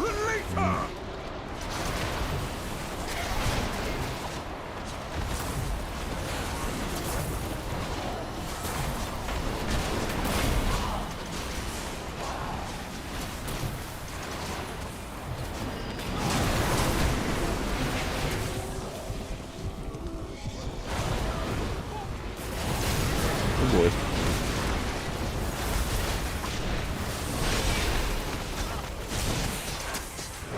I told you to hold still. The burden is more than you can bear.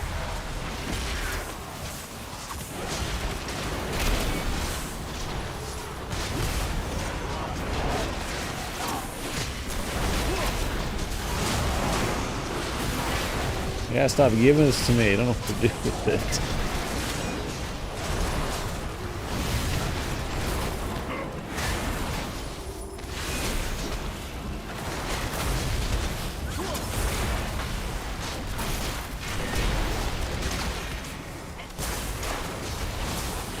The burden is more than you can bear.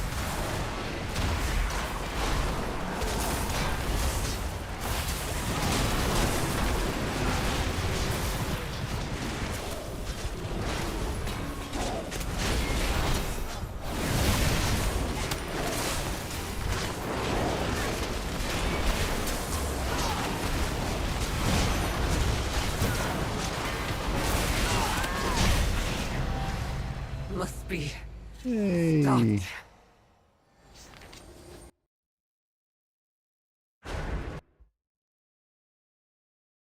What? I think it just crashed.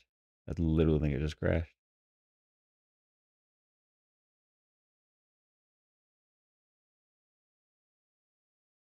What?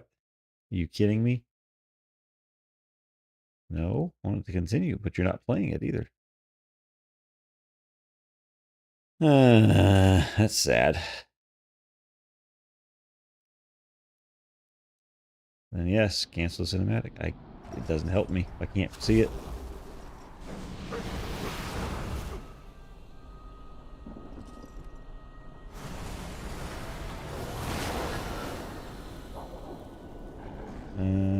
Is there a way to see it again?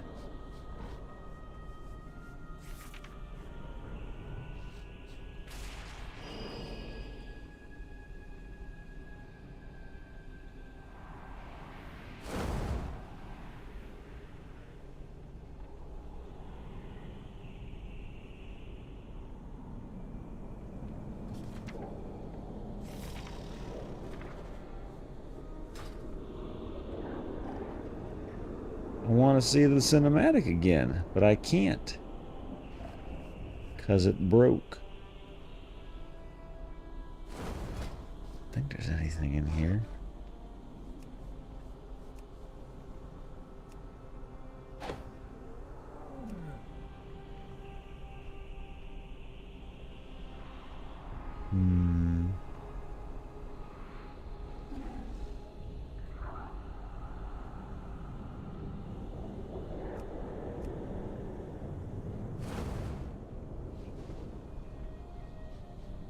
That is sad.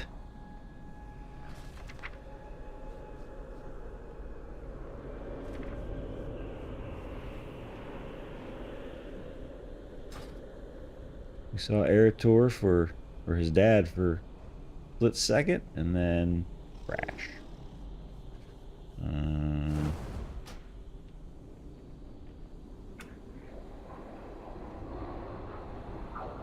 These other ones tell me that? Maybe the quest log or something?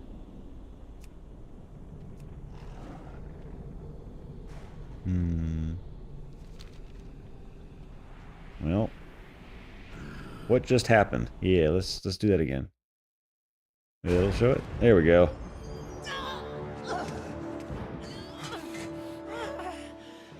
Mother, hang on, my love. I'm here. Touching. But you're far too late to save anyone.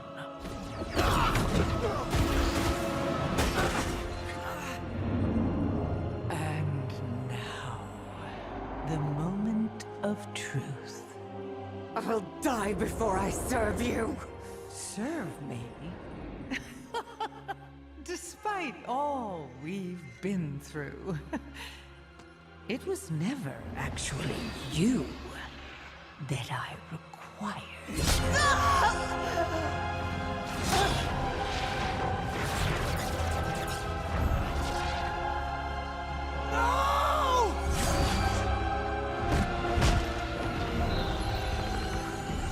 At last. Beautiful.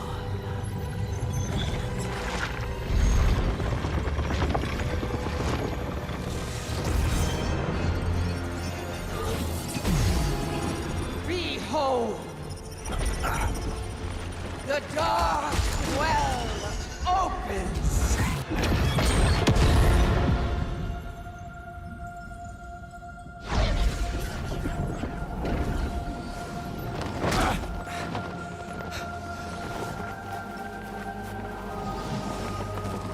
Mother!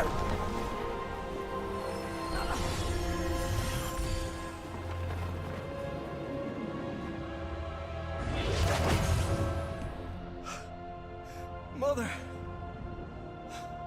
Father! The tether worked. But we've lost them all. We've lost. What is going on with this cinematic? And then I get disconnected from the server. Cool.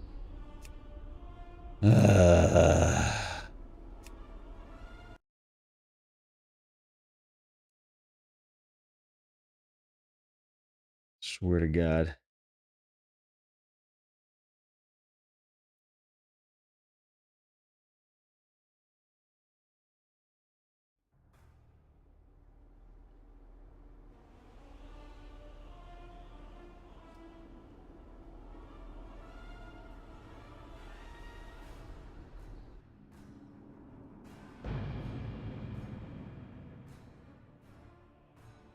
Better put me in that dungeon at the end.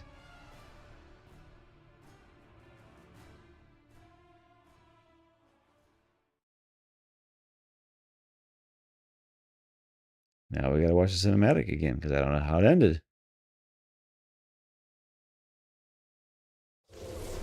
And it didn't.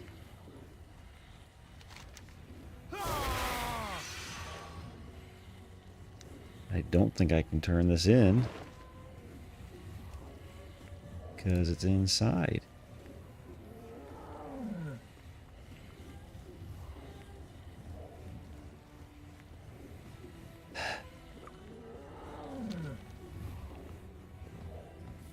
What the hell?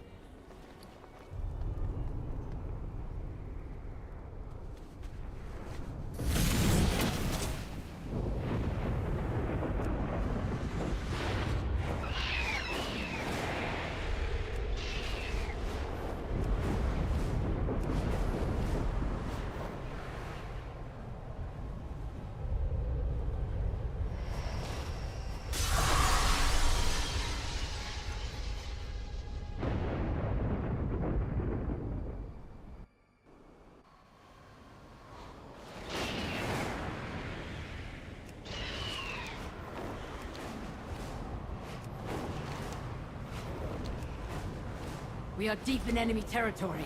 Time to strike.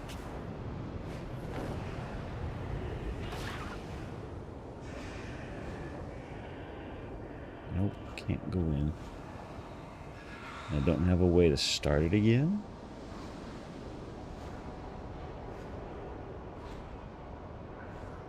Wow.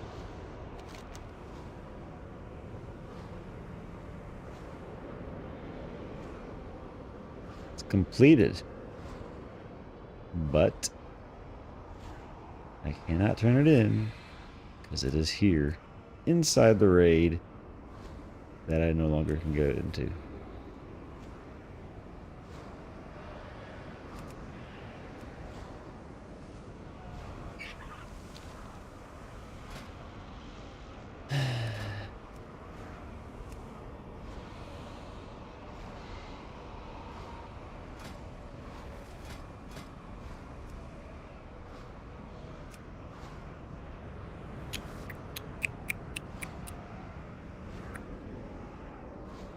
Do I abandon it and do it again? Is that how I'm going to fix this?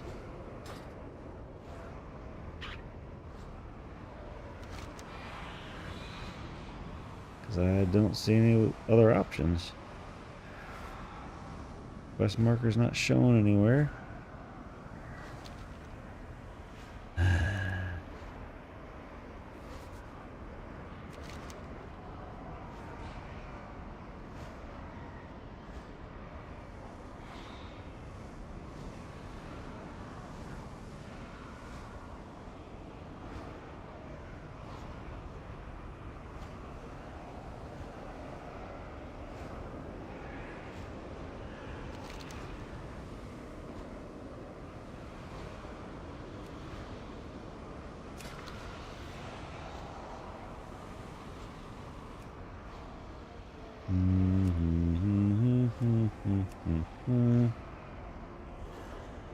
I don't know what to do other than abandon it and try again.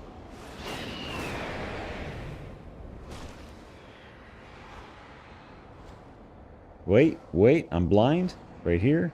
Can I watch the cinematic again? No.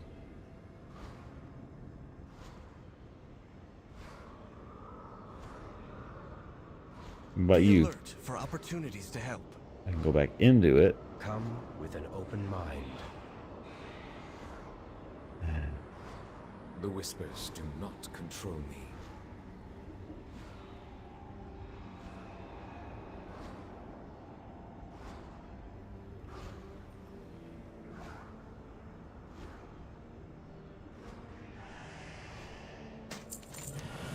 Whatever. We'll see it again eventually.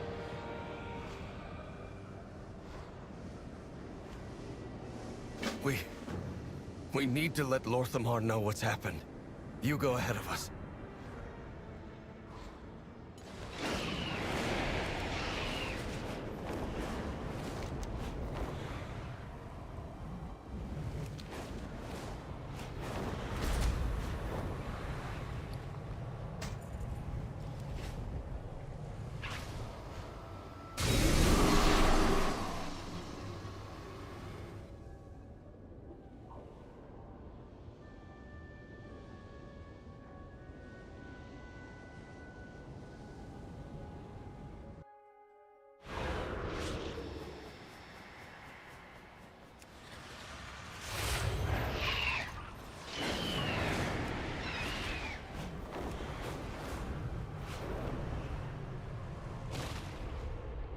Well, that's not the experience Blizzard wanted me to have for that, for With sure. perseverance, strength.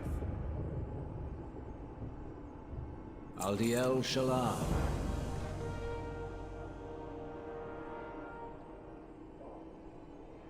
Champion, place these tokens on any survivors you find. They will allow my magisters to teleport them to safety.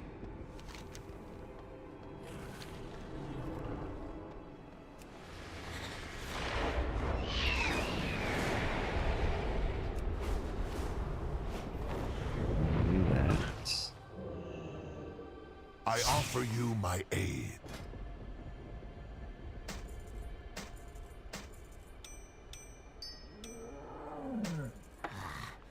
One of these is free to upgrade. There it is.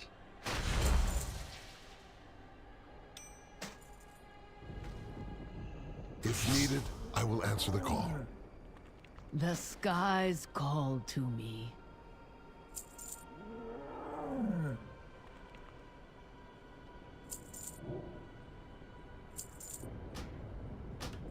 Farewell.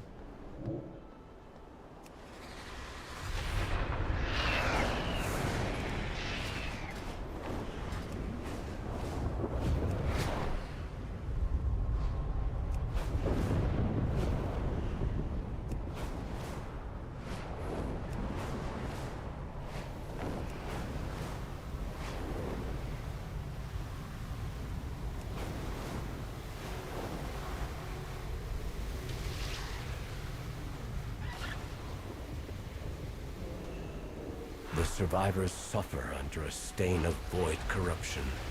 I do not believe we can count on their aid for some time.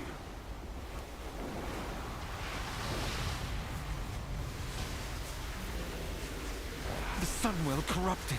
The Vanguard swept away as if they were nothing. How will we survive this?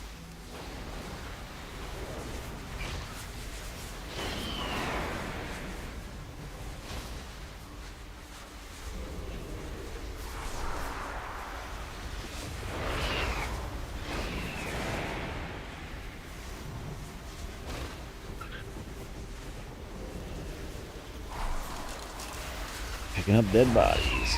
Well, survivors, not dead bodies. They wouldn't be called survivors if they were dead.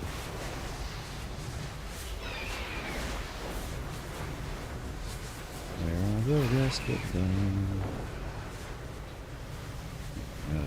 Mark here.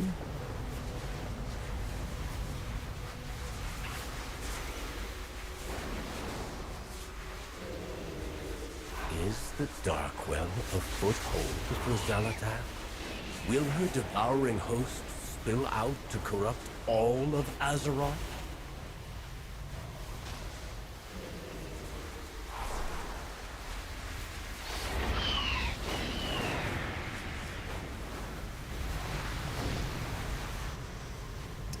Well, they have destroyed our Sunwell, and it is dark now.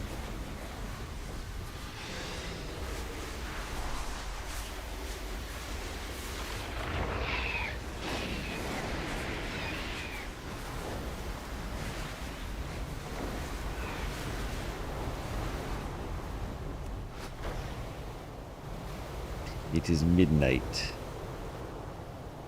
The name of the expansion.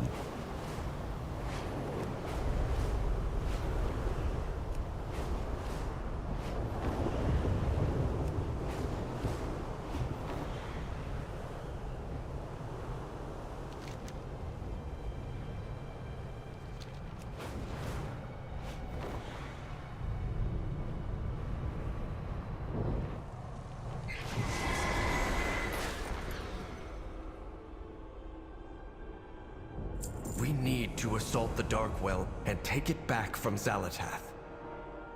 With what army, Erator? The Vanguard is gone. Then we will find an army. Xalatath's devouring host will not stay in Quel'Danas forever. All of Azeroth is in danger. Yep, it sure is.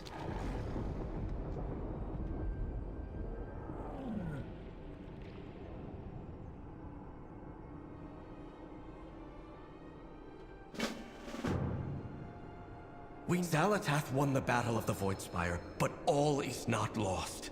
We can still fight. The problem isn't just retaking the Isle of Quel'Danas. We have to cleanse the corrupted Darkwell. We need military might and magical expertise. I propose we call upon the other elven people for aid, and not just those from Quel'Thalas. We should send a diplomatic mission to Bel Ameth, and entreat the Night Elves for their aid. They will extract a price. And we invite the High Elves and the Silver Covenant to join our efforts. Those butchers will not set foot inside our city. You are wrong about them. Of all the peoples of Azeroth, the Elves understand the threat of the Darkwell. If we are to survive, we must put aside past battles. We must contact the other elven people.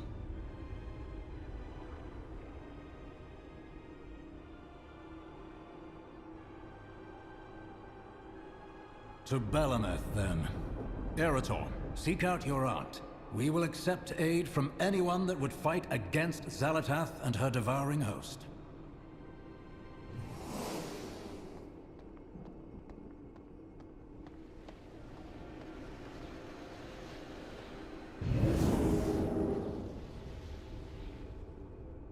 Back to Dragonflight, huh?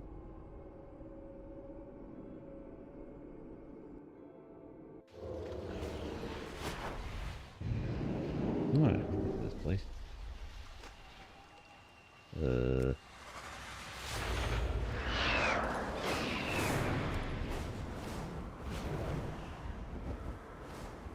Once again, That accursed Sunwell has been corrupted by vile magic. Predictable.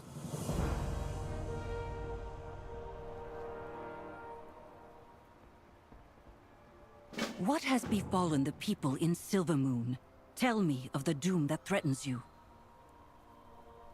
I am listening. Keep your eyes sharp and your footsteps silent. I proudly serve as Regent Lord. The Sunwell has fallen. Xalatath has twisted its power to the void, creating the Darkwell.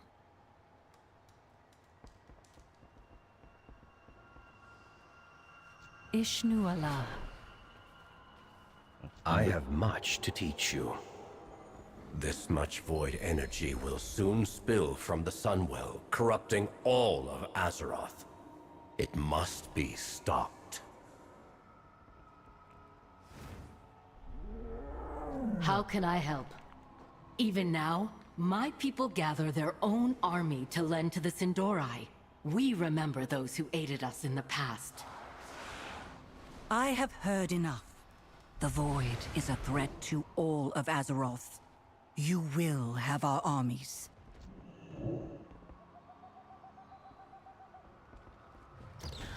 We will find the answers we seek. Okay. We gotta awaken all of the ancients. On your mark. Tread carefully. Champion, please aid Maev with awakening the ancients and preparing them for war. War. What is it good for? Absolutely nothing.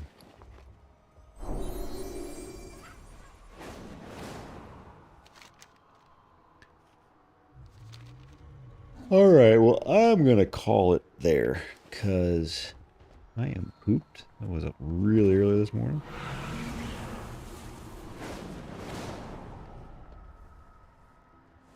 So thank you all for watching. Let's see.